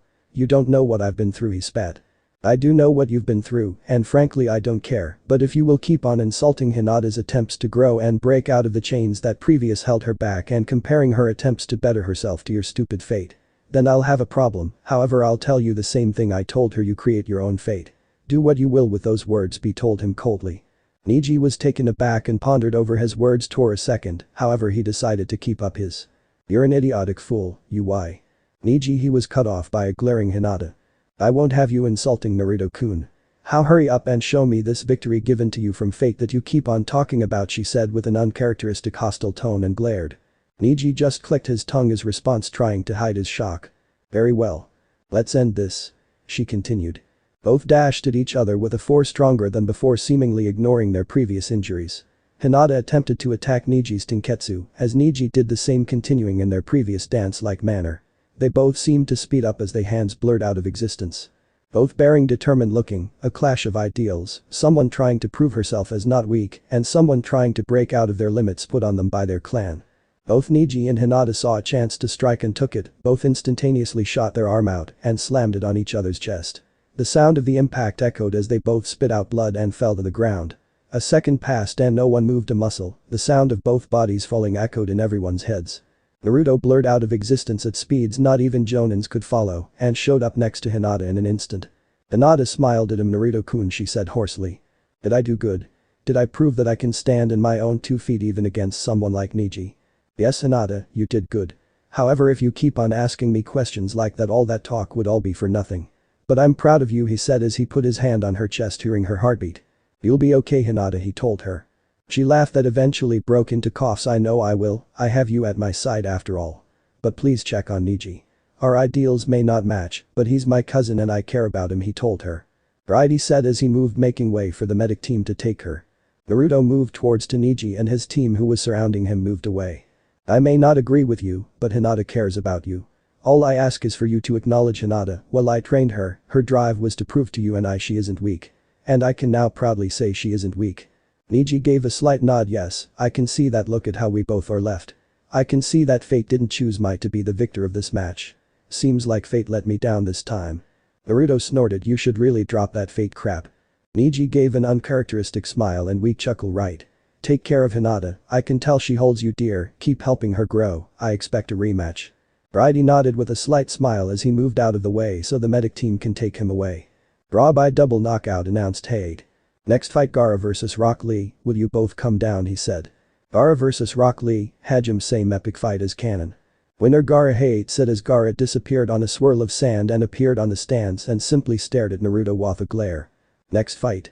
Dosu Kanuta vs Shinji Akimichi, will you both come down, same bloodbath as canon. Hajim, Dosu Kanuta. Next match, Naruto Uzumaki vs Yun Kazemi. As soon as these words were uttered everyone's interest was piqued, both Genin and Jonin alike. Better not lose, idiot, said Sasuke crossing his arms as a smirk appeared on his face. Oh, shut up, Hours replied, rolling his eyes as he jumped off the rails, meeting Sora's gaze. She smiled suggestively at him. Geez, why are both of them so sexually appealing? It's as if they want me to devour them, Naruto mused. However, that isn't important right now. I need to figure out as much as possible from this fight. Something doesn't click right with them, both her and Yun. Ready? Hajim. Yun was the first to attack, she pulled her sword out and ran at Naruto with impressive speeds. What was even more impressive was Naruto pulling out a sword in time to block her attack. Where did he get the sword from? Was the thought shared by many except for those who knew about seals. Yun swung at his head and Naruto simply put his blade to intercept the strike. She smirked and tried to sweep her leg under him only for him to jump up. She saw this as an opportunity to slash him but was met with disappointment when in mid-air Naruto kicked her on the chest, pushing her back, and Naruto used it as a tool to flip back. Not bad, cutie, she said. Yeah, you're not too bad yourself. However, if you want a taste of me you'll have to try harder, he replied smoothly. Your attempts of flirting are cute, she replied with a smirk. That may be, but I'm not the one initiating them. She just laughed out loud. Very well then, you mentioned about trying harder to get a taste. That'll do, she said as she ran at him with faster speeds. This, however, was not a challenge to Naruto and blocked every strike that made its way towards him. With each strike being faster than the last, their movement started to blur, a signal of how fast they were moving, so much that only Jonins could barely keep up. What the hell is up with this next generation? They're all over Chunin level, commented Asuma to Kakashi up on the rails. I don't know, but this next generation will be quite a spectacle for sure. Dottie replied. Naruto's and Yun's movements eventually became too fast for the genin to follow, and Yun has a large smile on her face the whole time. He's everything I expected so far, she thought excitedly, now to push him further. She jumped back and her sword began to crackle with lightning. The jonin widened their eyes. That was elemental chakra manipulation, much like Asuma's wind blades. This girl was no joke if knew how to do this. Naruto's smile also grew as a response. As her sword hissed, she impaled it into the floor, causing the floor to rumble slightly. Naruto, realizing what she was about to do, jumped up. As he did, lightning blew out the floor beneath him like geysers. He ended a few yards away from the impact. He looked at her. My turn, he said as he did 2 hand signs and slammed his hand into the floor. Oten. Shai no Suppeku no Jutsu, Earth Release. Death Spikes. The ground around Yun rumbled for a second before erupting in a series of spikes all around her. She jumped away from them only to be met with 15 kunai, swiftly making their way towards her. She smiled and in mid-air pulled out multiple kunai to intercept each one. Once she deflected them all and was about to land, Naruto appeared in front of her, sword raised, prepared to strike her. She intercepted it at the last second, but the strength behind it was enough to send her flying back. She elegantly landed on her feet. only for her to see more kunai flying towards her. She rapidly ran through hand signs, brought her fingers to her lips, and blew out a large gust of wind strong enough to blow all the kunai away. This however was not enough to stop Naruto. "Geez, hot shot, can't you give a cute maiden like me a second to recover," she said as she blocked incoming blade strikes courtesy of Naruto. "Yeah, but if I do that then it'll give you a bigger chance to come up with an attack. And we can't have that, could we, sweetheart?" he said. "Yes, that would be true. Only if this were an actual fight," she said, only to confuse the listeners except for Naruto. "We both know this fight is for information gathering," she said in a lowly whisper only audible to the both of them, "and I know more about you than you do me, sweetie. But don't worry, I won't do anything, after all you could have ended me the instant this fight started. However, I knew you wanted to get information about me through this fight," she whispered with a smirk. "What do you know about me?" he asked, not with his guard up. "Ah, that's no good, sweetie, that would ruin the surprise later, wouldn't it?" she said with a giggle. "Now hurry up, punish this naughty girl and end this match," he said as her face flushed suggestively. Naruto, deciding not to hold back anymore, blurred away, appeared beside her and kicked her in the side, making her fly away and slam against the arena wall, making her moan. Which startled most of the arena spectators. "Oh wow, you're so rough, Naruto-kun. If you keep on being so rough I won't be able to hold myself back," she said with a red face. "Proctor-kun, you can end this fight, I withdraw." Everyone looked at her dumbfounded. "Winner by withdrawal," Naruto Uzumaki said, hey, slightly surprised. "Congrats, Blondie-kun," she said with a wink as she went up where Sora was. Naruto however didn't look too pleased. He discovered something about her, but he didn't like it. She knew something about him and he didn't know much about her. That is something that upset him. She didn't seem to be hostile though. However, he can't be sure, he'll need to watch over them more. "Very well. Congratulations to the people who passed. The next test will be in 1 month. The test will be another one-on-one similar to this test. The matches will be as such," he said as a list flashed on the screen. Match number 1. Ino Yamanaka vs Kankuro. Match number 2. Shino Aburami vs Dosu Kanuta. Match number 3. Sora Kamachi vs Naruto Uzumaki. Match number 4. Sasuke Uchiha vs Gaara no Sabaku. Match number 5. Shikamaru vs Tamari. You will have 1 month to train and prepare for this match. Use your time wisely and good luck, he said as he began to exit the building. Everyone left and Naruto was going to look for Yun and Sora, but they were nowhere to be found. First thing on their mind was going to see how Hinata was doing. But much to their disappointment they didn't allow visitors at the moment. Reluctantly both Sasuke and Naruto left. "Alright Sasuke, Kakashi-sensei told me that we'll meet at training ground 7 as a team once Hinata has recovers and we'll discuss how we're going to handle training. But I want you at my place tomorrow. I'm going to remove that seal Orochimaru placed on you."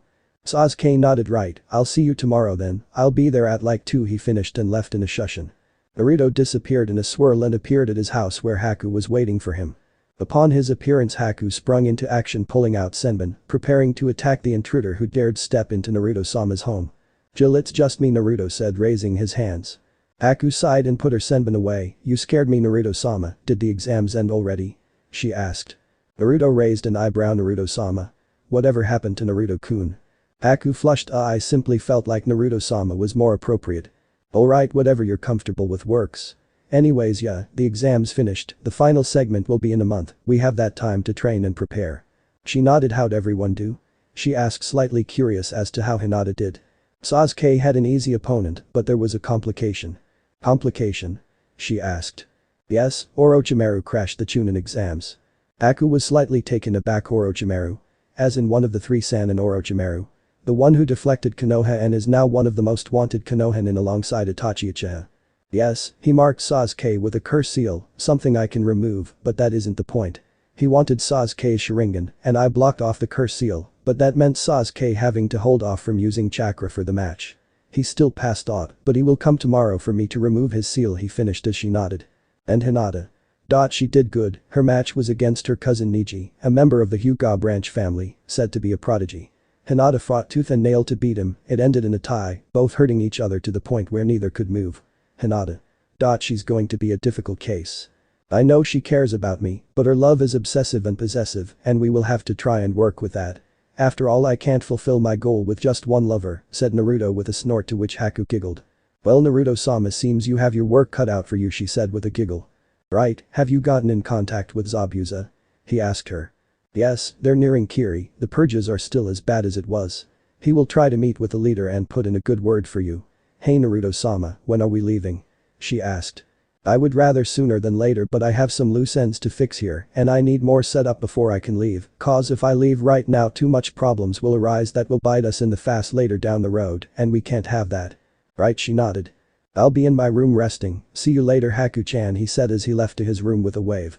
Naruto awoke to his senses being invaded by a delicious aroma. He stood up and began to walk down to see Haku making his breakfast with Miyako on her shoulders, blabbing on about how her master was and whatever. Mornin', he said with a yawn and sat down on one of the chairs. Good morning Naruto-sama, she said as she began to get a plate to serve him. Good morning master, Miyako helped Haku-chan, the fox said excitedly as she jumped off Haku's shoulder and jumped onto Naruto's lap so she can get pet. Haku brought the food and Naruto licked his lips. Itadakimasu, he said, and he began to gobble it down. Shoo good, he said mid-bite, it's been a while since I've eaten fresh cooked from you, so this tastes 10x better, he praised. Haku giggled and was about to respond, but a knock on the door stopped her. She looked at Naruto and pulled out Sennin. Jill, it's probably Sasuke, he said. Right, still doesn't hurt to be safe, she said as she went to open the door. Sennin on the other hand. And to no one's surprise Sasuke was there, arms crossed with his signature scowl. Yo.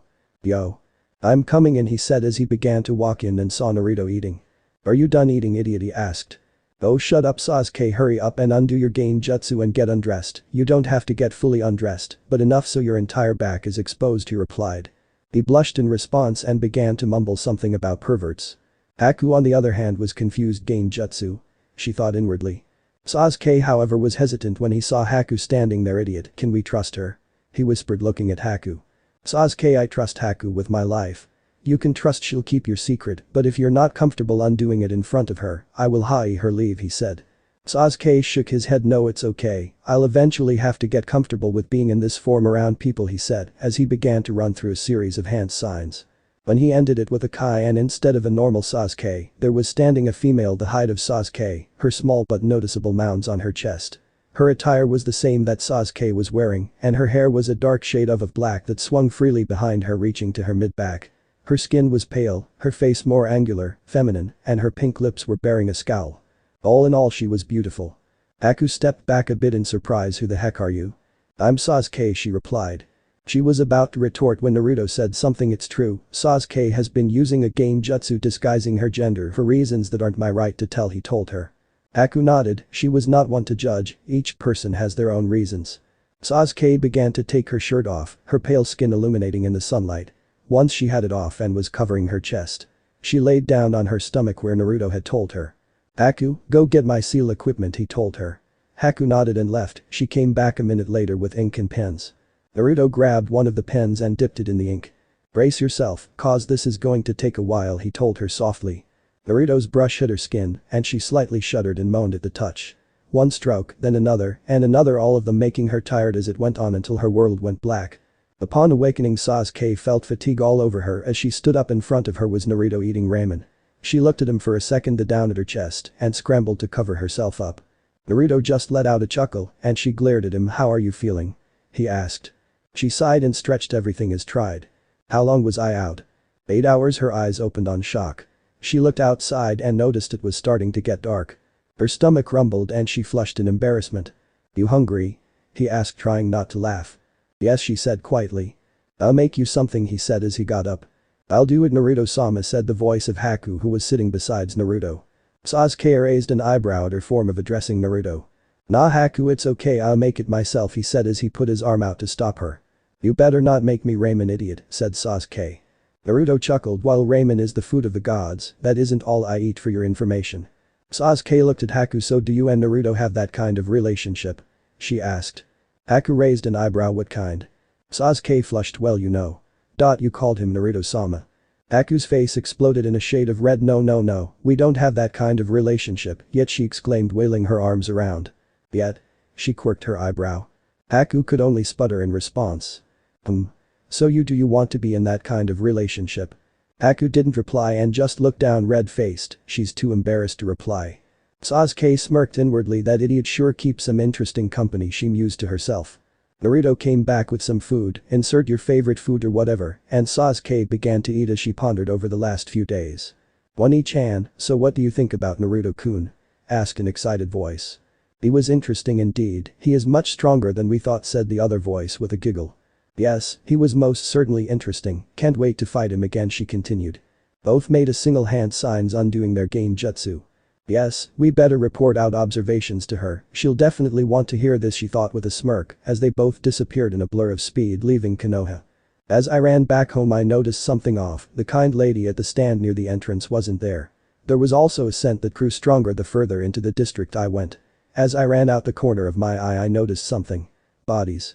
Now that I noticed red stains all over the floor, I wasn't an idiot, I knew exactly what those red stains were. The more I looked the more bodies I saw. My eyes widened as I began to tremble. Ha-chan. As fast as my little legs could take me I ran towards my house. As I entered it was eerily quiet. Every step I took resounded in my head. Every step I took was as loud as ear-deafening bombs. My vision was foggy as my mind ran rampant and imagined the worst. I finally got to my parents' room, I slid their door open and saw the unmistakable silhouette of my older brother. Ani-chan, what is happening? Who is doing this? Why would they do this? My hysterical voice rang out as towards the end, it became nothing more than a stuttery whisper. Then I realized. My brother turned back through the dark. I could see the unmistakable red glow from our clan's Kekkei Genkai, along with a stream of tears that caused a shine that reflected moonlight. Foolish little sister. Morning. Sasuke. Third-person view. I woke gasping for air. I touched my face and could feel the tears freshly pouring from my eyes. That dream again. I've been having that same dream of that day for a while now. What does it mean? I don't even know if that's what really happened. Were you crying? Why did you do it? Were the thoughts that ran through my head as I began to feel as if I was drowning in them. Something has been plaguing my mind. I can remember clear as day that he was crying. I didn't realize it at that moment. The grief and rage of finding out what happened overshadowed the fact that my brother was crying. I knew that I wasn't imagining it. With everything that happened, rage was all that filled my brain after that night, and ever since I met him the rage has slowly simmered down and I can properly think of what happened that night without the rage-tinted window I used to look at it with. Naruto knocked me down a peg and began to teach me. My memories about that night kept on flooding my dreams. I could have just been imagining all that, but my gut keeps on telling me that's what really happened.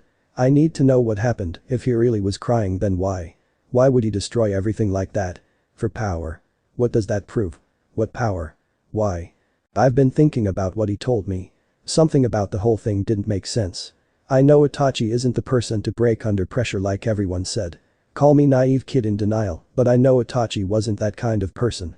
Wonder if Naruto will help me discover what really happened, she thought as her mind wandered towards the blonde enigma. Naruto, huh? Dot. Throughout the academy he was. Well, an idiot, that's all I could say. He had friends, yes, but barely passed every class. Ever since the beginning, even though he was at the bottom and I at the top, I could feel like he was my rival. I always beat myself up for believing something stupid, but I always believed there was something more to him. I would feel it.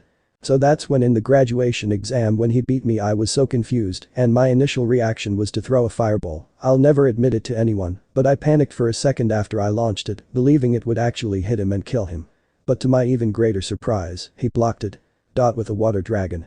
When there was no water around. It all came as a shock to me. I didn't know what to do, but when I found out we were on the same team I demanded him to train me. Of course, he rejected my offer, then came the wave mission. He faced off toe-to-toe with a Jonin and made him retreat. He snaps at a kid and reveals he knows what happened to my clan and opened up about his own experiences, the first time I've ever heard him speak about them. The fact that he went through all of that and he is able to smile and be that free spoke to me and made me reflect. He later disappeared and brought home a girl and pet fox, all left me confused. Honestly, the most I tried to learn about him, the more confused I was left. After we came back he began to open up more. I do not know what brought that over, but I was glad. He began to teach me a lot of things and hammered down my physical training above all things. He was such a slave driver, but if it made me strong I would do whatever.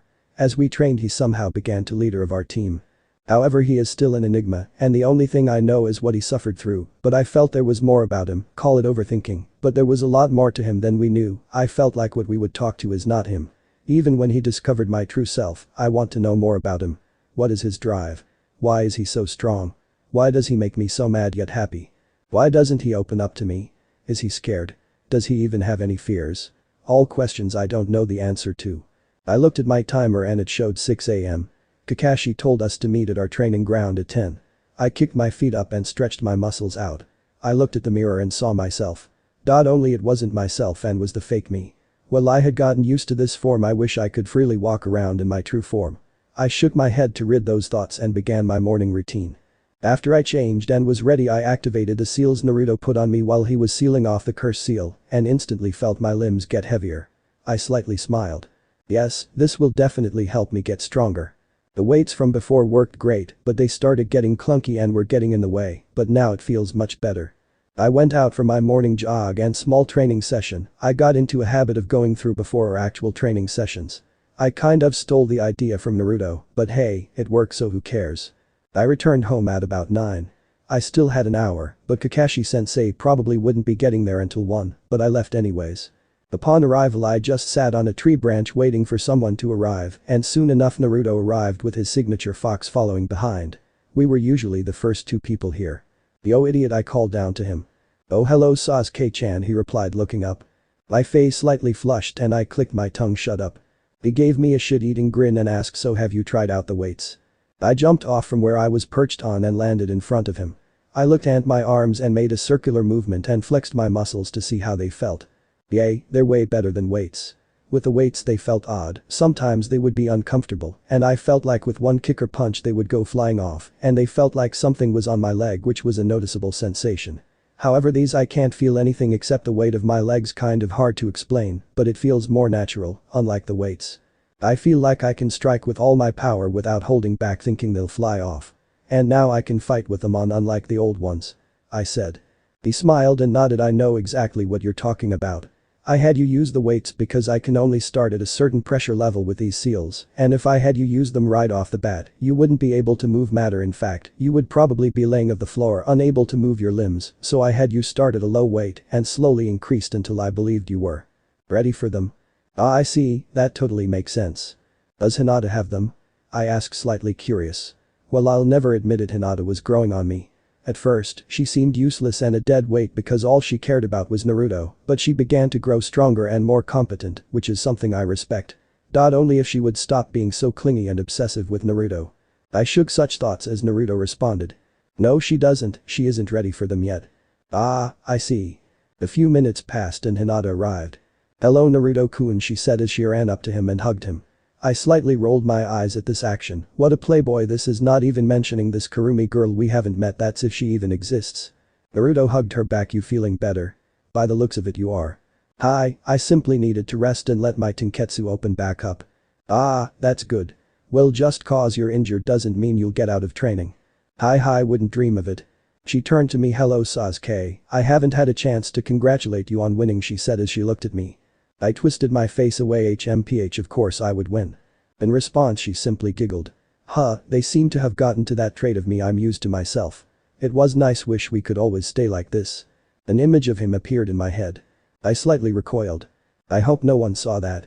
And as if on cue Naruto turned to me and his eyes focused on me. "Everything alright?"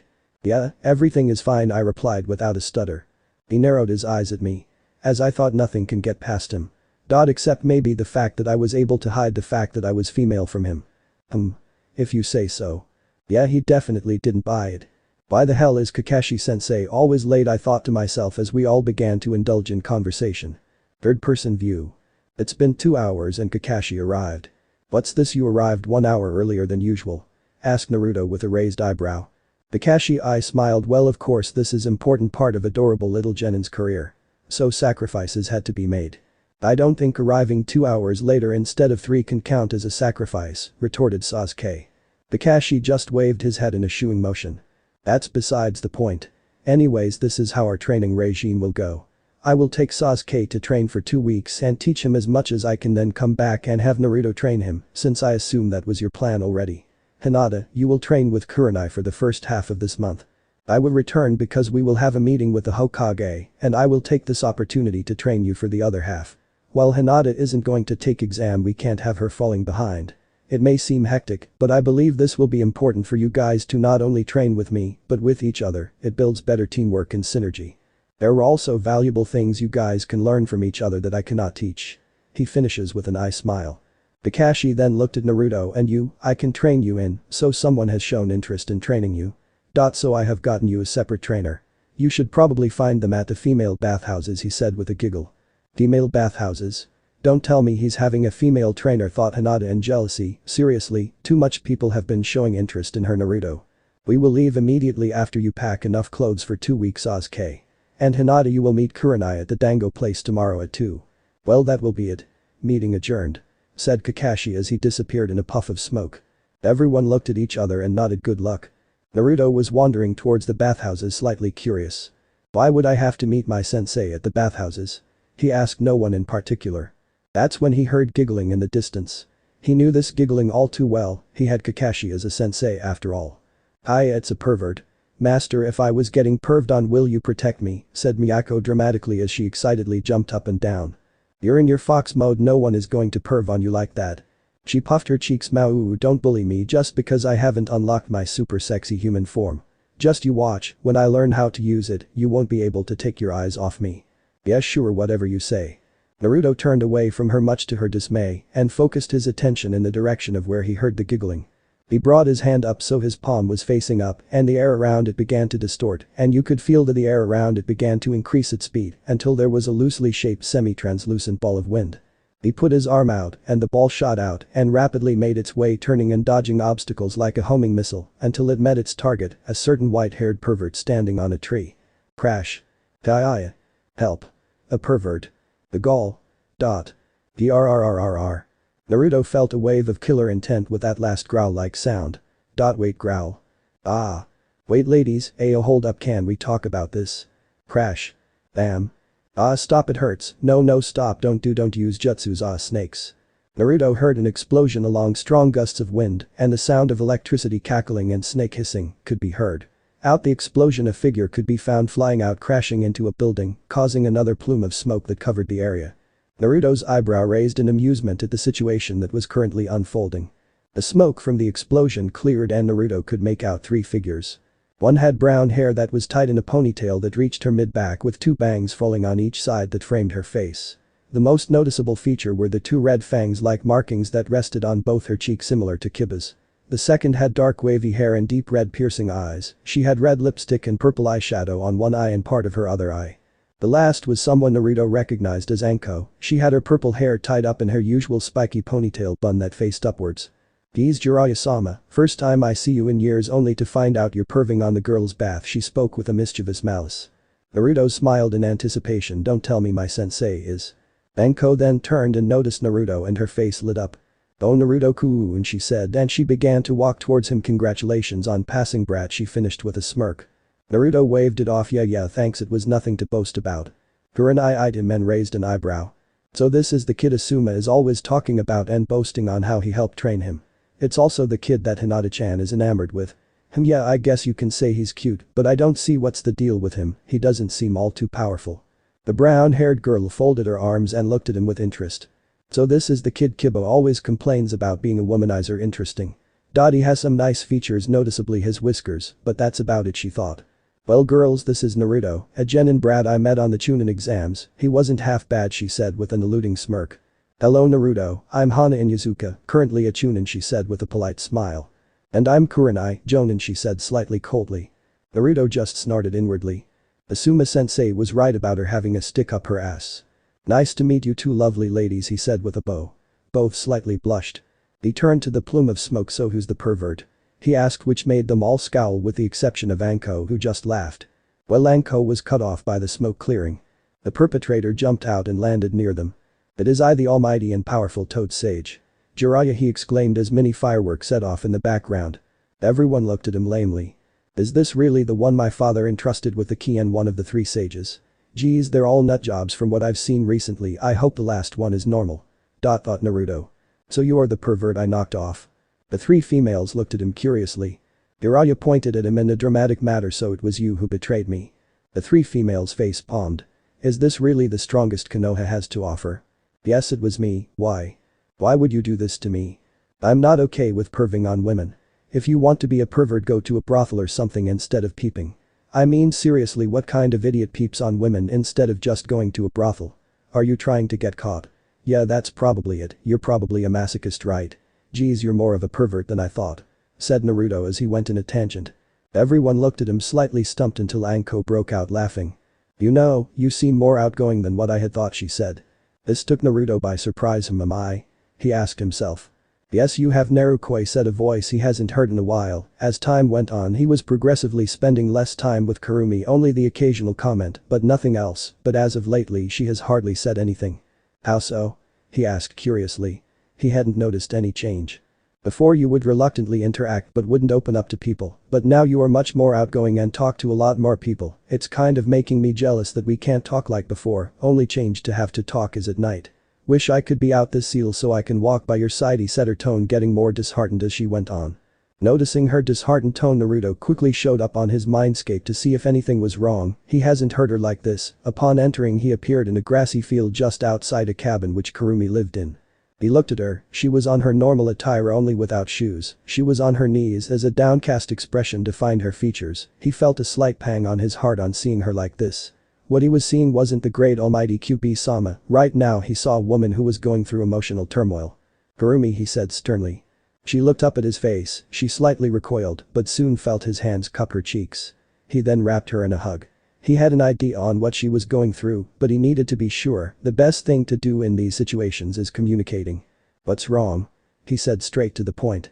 She gave a breathy sigh. I don't know, I'm scared of getting left behind. I know you want a harem to repopulate your clan, but there is something deep within me that gets scared I'll get replaced, or that you love another girl than me. I know I was the one who proposed the idea of a harem, but I don't know. I'm just being greedy. It would have been better if she was cut off by the feeling of something soft on her lips.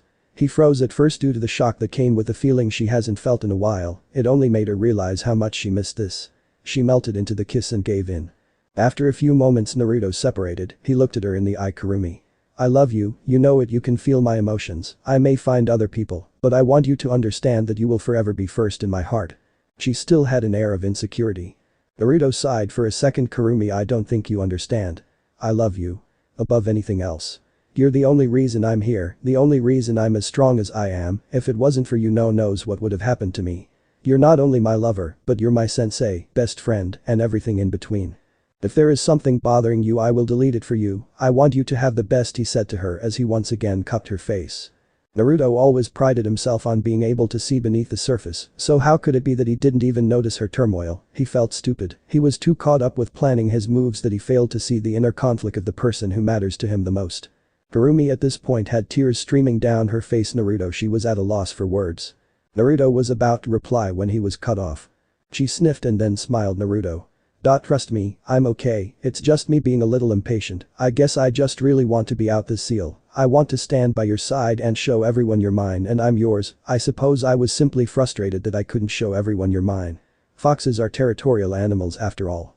Naruto chuckled in response. Who would have thought the great Kyubi-sama would act like this? His face became a little more serious. I'm serious though, are you sure? She smiled brightly at him. Yes, all that matters is that in number one in your heart, and as long as everyone else knows that too, including your problem girl, she said vaguely. He caught her drift. You have to deal with that. The more you leave her unchecked, the more dangerous she could become, she told him. He sighed. Yeah, I know. I doubt I'll have a chance to deal with her this whole month, since we're going to all be training. He slightly perked up and smiled. Oh yeah, Jiraiya is the one that holds your key. I'll get him to give it to me, and you'll finally be out, he said excitedly. The fact went over his head as soon as he saw Kurumi in the state she was in. Kurumi was sarcastic and her demeanor turned positive. Well, Narukoi, I believe it's time for you to go. When you came in here you zoned out and have been zoned out for like 10 seconds. His eyes widened. Oh shit. He exclaimed as he left his mindscape. He wished time would slow down while in his mindscape. Naruto, oi Naruto, he jolted up slightly. Oh sorry, I was lost in my thoughts. Anko just rolled her eyes and everyone looked at him curiously, especially Jiraiya. I guess I have become more outgoing, huh? He asked a rhetorical question.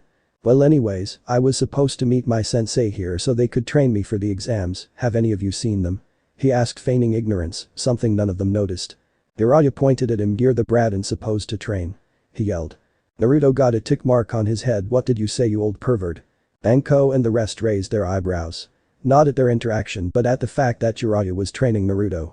Well, Jiraiya was an old pervert. He was one of the Sannin and was one of the strongest Konoha had to offer. So for him to be training Naruto, then something must be up. Anyways, it was nice meeting you again, Anko, and you two beautiful women as well, but we have to go. Jana, he said as he grabbed Jiraiya, who has a large smile on him face, then Shui shined them out of there in a flash of electricity. Anko, Kurenai and Hana looked at each other for a second before Anko broke the silence. So, not too shabby, right? I wouldn't mind having him for the night. The witch Hana and Kurenai began to sputter. Geez Anko, you're insufferable, he's just a child, Kurenai said as she shook her head, the blush still present on her face. However, her thoughts lingered on him for a while longer. Hana didn't reply to what she said, but simply thought to herself. Her Brad is present sure is enticing, however I can't fall victim to my primal pleasures just yet, he's just a kid. Though I feel it would be difficult. God damn it. She said as she unconsciously began to slightly rub her thoughts together. Naruto and Jiraiya appeared on a grassy field surrounded by trees. Jiraiya fell on his derriere while Naruto remained standing. Geez, you could have at least warned me, said Jiraiya, hiding his surprise. He looked up as he was standing up, but to see not the charismatic Naruto from before, but a totally different person. Expression-wise at least. His eyes were harder and didn't hold the same shine, he didn't sense in malice though. Alright, let's cut to the chase. What do you know? Jiraiya slightly chuckled. I don't know what you're talking about. Naruto rolled his eyes. I know you're a pervert, but you're not an idiot. Jiraiya's face took a serious expression. So, you read your father's notes. You know about Kyubi-sama. Yes, they told me everything, and she confirmed it. Jiraiya's eyes perked up. He said with a grin, he never told me about that. Naruto glared, which sent a shiver up Jiraiya's spine. Don't even think about it. Okay geez, no need to get your panties in a twist. Naruto sighed and Dace palmed. Geez, this is going to be the longest month. Jiraiya laughed. Well kid, where are we? Naruto wasn't able to reply when Miyako appeared next to them in a blur. Miyako? Geez master, how could you forget me? I'm heartbroken, she exclaimed as crocodile's tears left her eyes. Come here, he told her as he sat down and she climbed on his thighs and began to get petted. I'm here cause I can't miss Kurumi-sama's release, she said happily. Right, he nodded in understanding. So who's the fox? Asked Jiraiya. He could sense powerful chakra within her, so he knew she wasn't any normal fox. She's my cute little summon, he said, which made Miyako yip in happiness. Summon? If I remember correctly, the fox summon was a lost Uzumaki summon that no one was able to sign, asked Jiraiya. Naruto nodded. Kurumi simply had it, she gave it to me. Jiraiya looked at him. Alright, he said, giving in, then smirked again at hearing her name. So you're on name basis. Naruto rolled his eyes before his face turned serious. Jiraiya, give me access to the key so I can release her. Jiraiya looked him and sighed slightly. You want to release her? After everything that she caused? Your parents told me that the Kyubi wasn't bad, but that isn't what she proved that night. He said sternly. Naruto glared at him. It wasn't her fault. Then who is their fault if not her then? He asked back. Naruto sighed. Kurumi was mind-controlled by a Masked Uchiha to attack Konoha. Masked Uchiha? How do you know that she isn't just telling you this to cover herself up? Naruto's eyes reddened for a second, then glared as his chakra flares cracking the ground slightly. She would never do that. I know she's telling the truth. She has no reason to lie. He spat. Jiraiya was sweating bullets. After a while he sighed and looked at him. Are you sure about this? Naruto, please understand my weariness. Your parents told me that the Kyubi wasn't evil, but to my surprise I hear that she went on a rampage in Konoha and killed thousands, along with Minato and Kushina. Kurumi winced inwardly. Naruto sighed. He was being too hard on Jiraiya. I know where you're coming from, but I trust her with my life. She's the reason I am the way I am now, he said.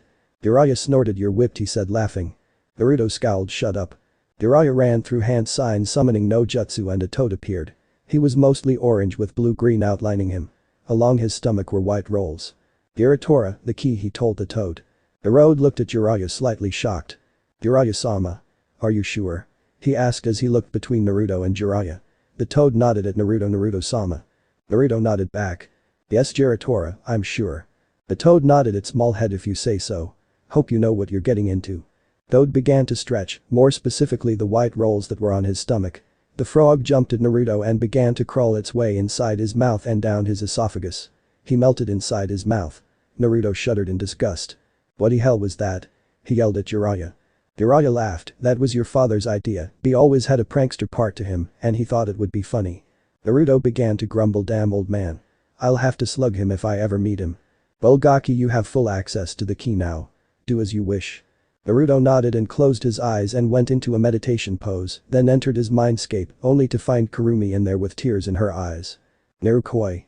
Naruto gave her a big smile. He took off his shirt and the seal on his stomach was visible. With the inclusion of a new seal that ran along the length of his arm. This must be the key. Naruto knew what he had to do.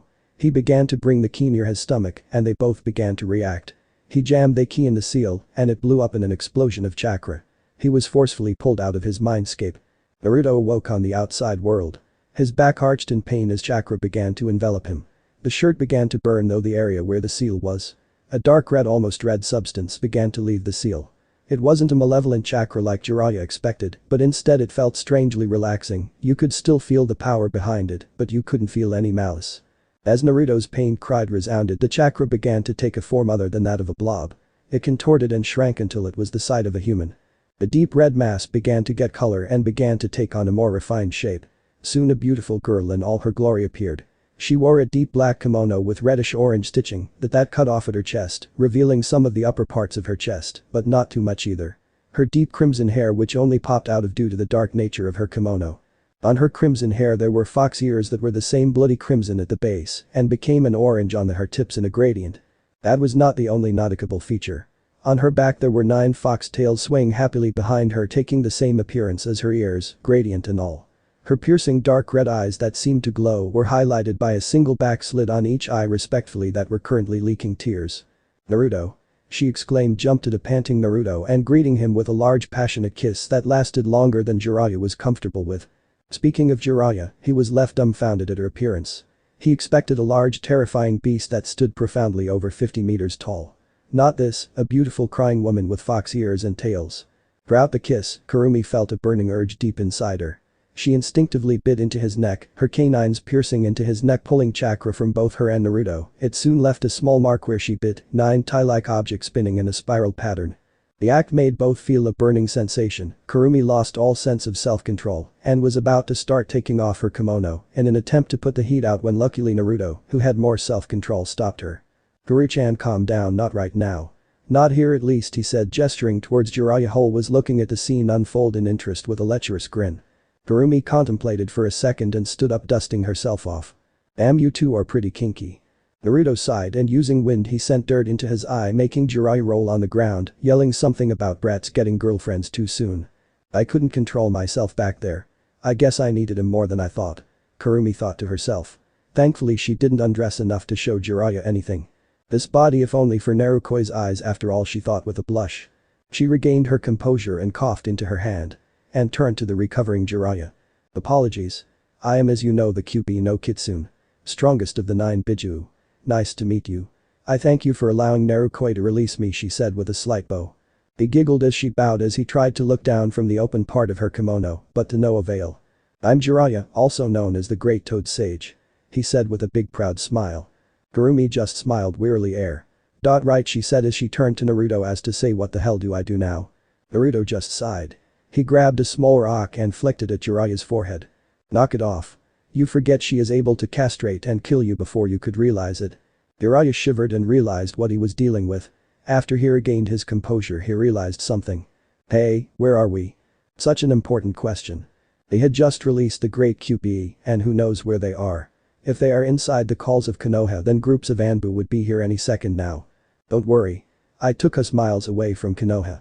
Miles away from any elemental nation in matter of fact. So we don't need to worry about anyone hearing or seeing us." Jiraiya nodded in understanding. So he had been planning this all along. Naruto looked at Kurumi. "Kuru-chan. You could go back to the sea lore, turn into the small fox form you were mentioned a while ago." She nodded and in a swirl she transformed into a small dark orange fox with a single swaying tail that mirrored her previous tails. "Wa Kyubi-sama. I never thought I'd be able to stand next to you. Master Sama is the best," she yipped happily as she jumped in excitement. Naruto just smiled at the scene. "Well, Gaki. I was supposed to train you. But what I can see, you don't need any training. You've read your father's notes." "Yes, I've already learned the Rasengan and Hirishin no Jutsu. However, I cannot the Hirishin to the same level as my father. After 13 teleportations I get nauseous. I have the chakra for it, but I assume I need to use it more often in order to get used to it." Jiraiya nodded in understanding. He was slightly jealous that Minato let Naruto learn the jutsu, but he understood. "I'm also in the process to adding an element to the Rasengan. I'm so close but not quite there." Jiraiya looked shocked for a second. An element? Even Kakashi wasn't able to add an element. When he tried he accidentally created his infamous Rikiri. Naruto shook his head. "I said I was in the process. I still haven't successfully completed it, but I'm close." Jiraiya nodded in amazement. Naruto got a mischievous smile. "Oi." Jiraiya turned to him inquisitively. "So what do you think? Should I show off the Hirishin during the fight to shove it to the old council geezers?" Jiraiya smiled, his smile grew as he imagined everything that would cause. Aki. I love how you think. Next day. Hinata. Third-person view. Hinata was on her way to meet her sensei for half of this month. She remembered Kurenai attempted to train her when she was younger as she was a student of her mother. But due to her previous shy nature, she didn't learn anything, and her father told her to stop training her. She had apparently requested her for the Genin team, but Hokage-sama denied her request. So now she asked to train Hinata, even though she isn't going to fight in the exams. She arrived at her destination and saw Kurenai enjoying a dango by myself. He seemed to notice Hinata, and a smile overrode her face. Hey Hinata, she waved her over. Hinata walked to her and sat down on a stool beside her. Do you want any? She asked using up the stick of dango she had on her hand. No thanks, Hinata replied, putting her hands up, shaking her head. Kurenai shrugged and ate the last of it. Suit yourself. She stood up and mentioned Hinata to follow her.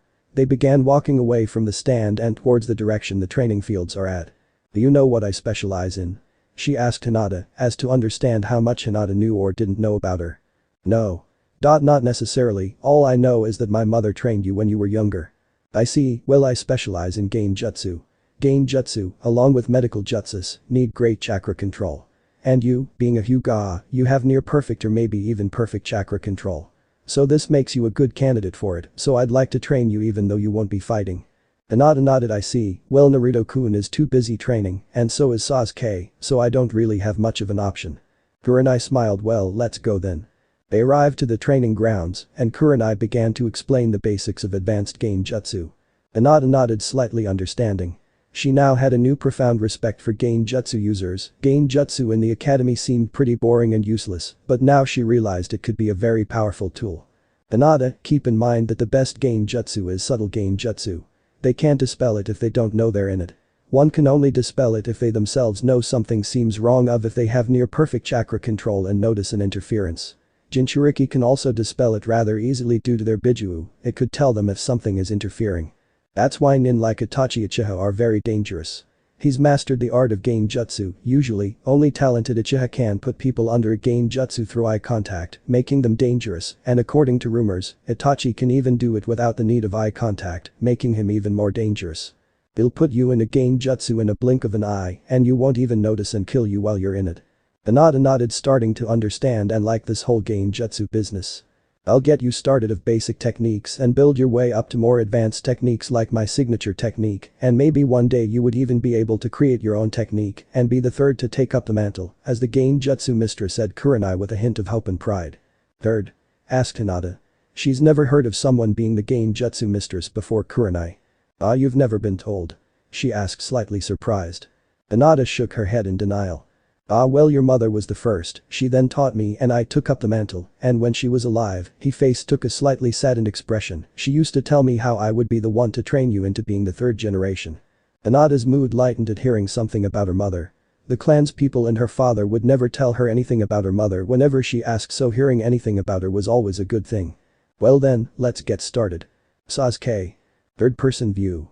Kakashi, why are you having me do this? Grunted Sasuke in annoyance as he climbed up a rock.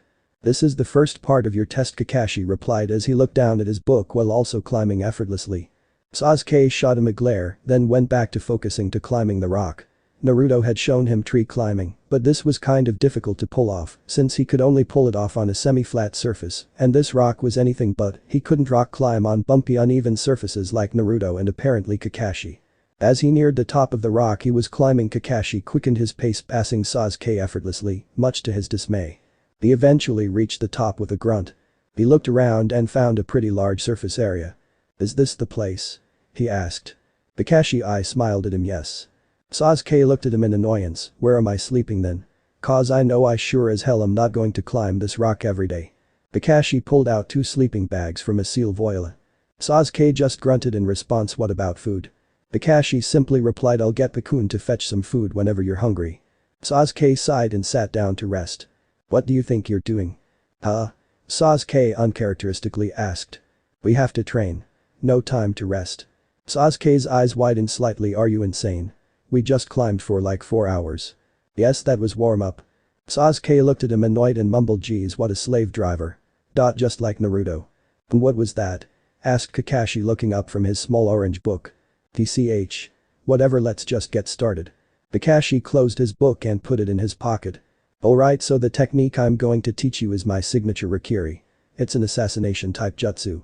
In all honesty, I shouldn't even really be showing you this technique. But due to the recent attack on you by Orochimaru, you need to learn something like this. His face turned serious. Listen, Sasuke. Under no circumstances you are never to ever use this technique on a comrade. Ever. Understood? Sasuke got a chill that ran up his spine. He's never seen Kakashi this serious. He even looked, dare he say it, scary. Well, Kakashi is a jonin for a reason. Sasuke nodded. Right. But a technique like this, will I be able to kill? His thoughts were interrupted by that same image of Itachi crying that night. He slightly shook his head. Before any of that, I need to find out the real reason Itachi did it. Sasuke. Sasuke was pulled from his thoughts. He looked at Kakashi. Are you okay, Sasuke? Sasuke nodded. Well, actually there is another thing. I should have done this earlier, but I need to seal off the curse mark Orochimaru left on you, said Kakashi. Sasuke slightly faltered air. Naruto already removed the seal. Kakashi's eyes widened. He did what? Sasuke slightly squirmed. He wasn't sure if he could tell Kakashi, not sure if Naruto wanted to keep this a secret. Naruto knew Konoha would find out Orochimaru infiltrated Konoha, so he couldn't have been thinking of keeping it a secret for long. Kakashi couldn't believe his ears. He knew Naruto knew seals, but he didn't know he knew this to this extent. Not even Jiraiya-sama knew how to remove the seal, and if Naruto knew how to remove it, then that means Naruto is an even greater seal master than Jiraiya-sama. How did he do it? Kakashi couldn't hold himself back by asking that question. Sasuke averted his eyes. I'm not too sure. He had me laid down, I felt ink as my skin and felt oddly relaxed, and before I knew it everything went dark.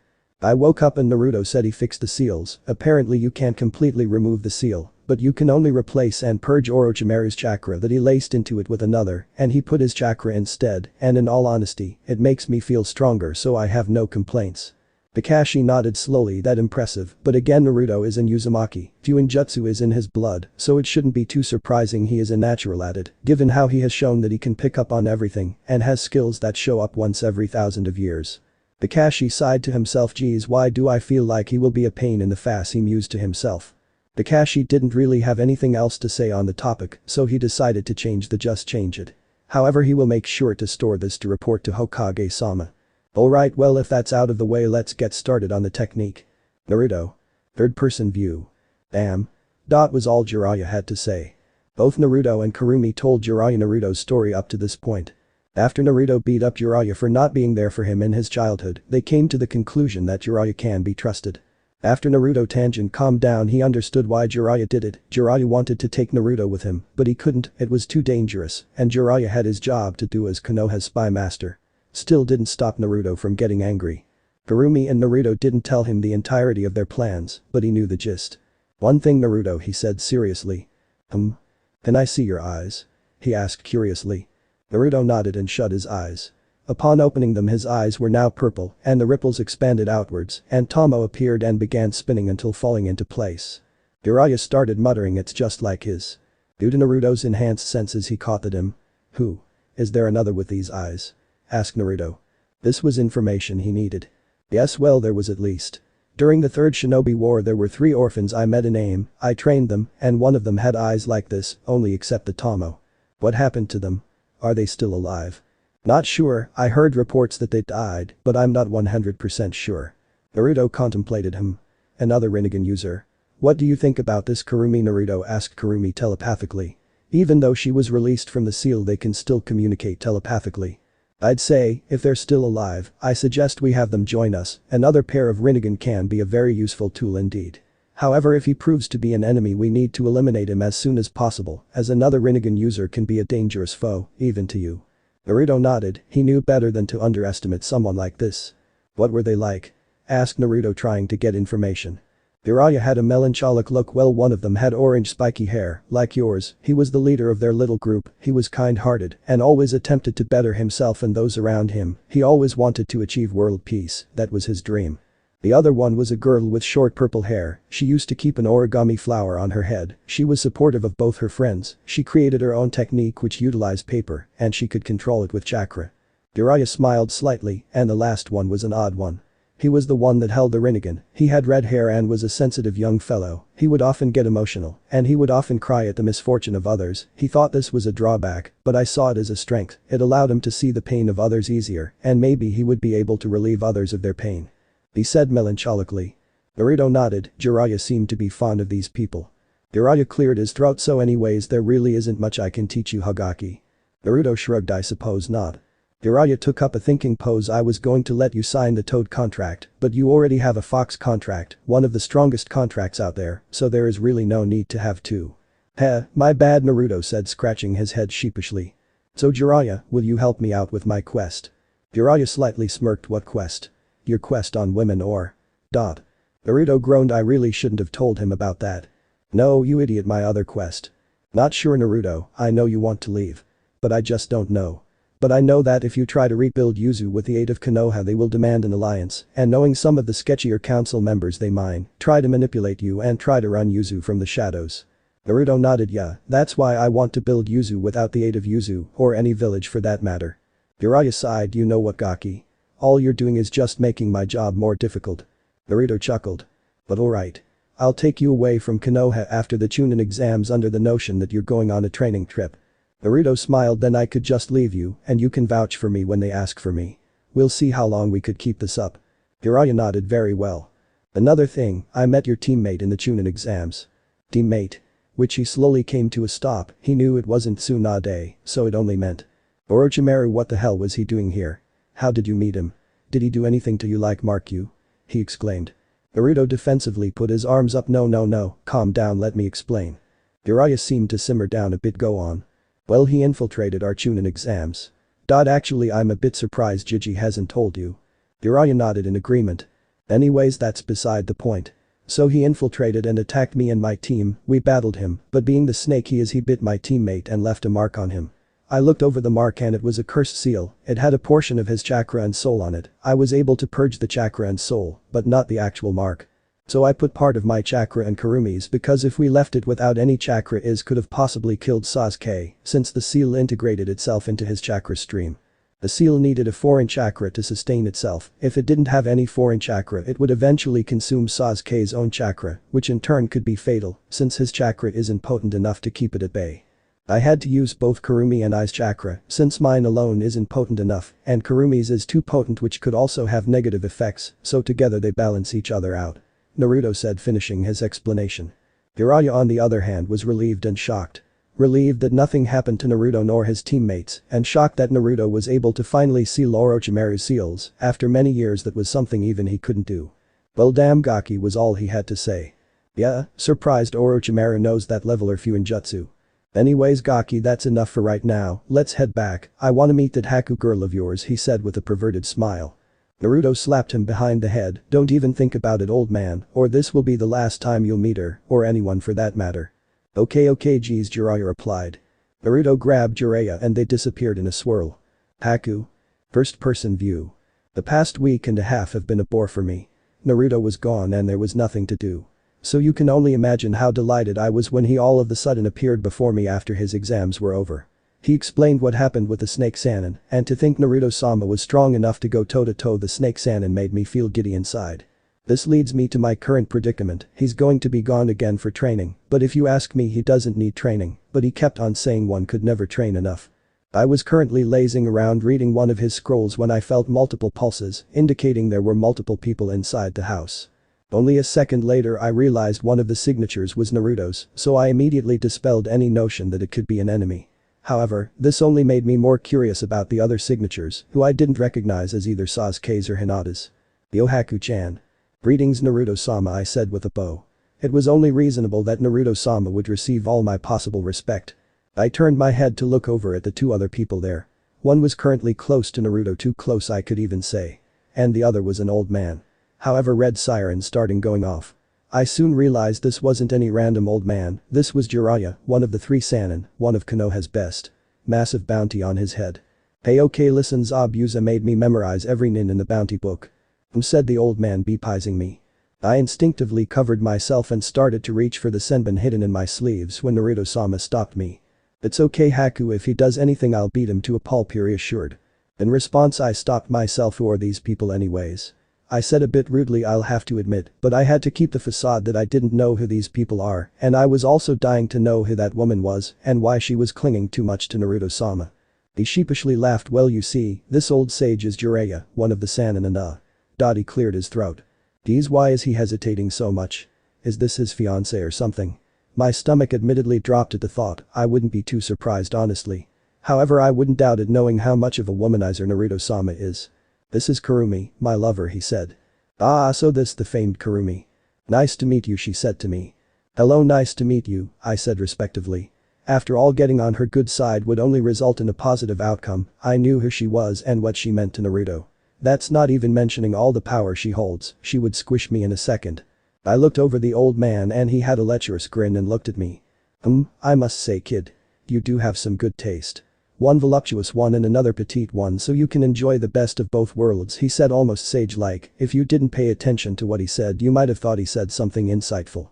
I slightly faltered and instinctively covered my chest. Is this really one of the Sannin?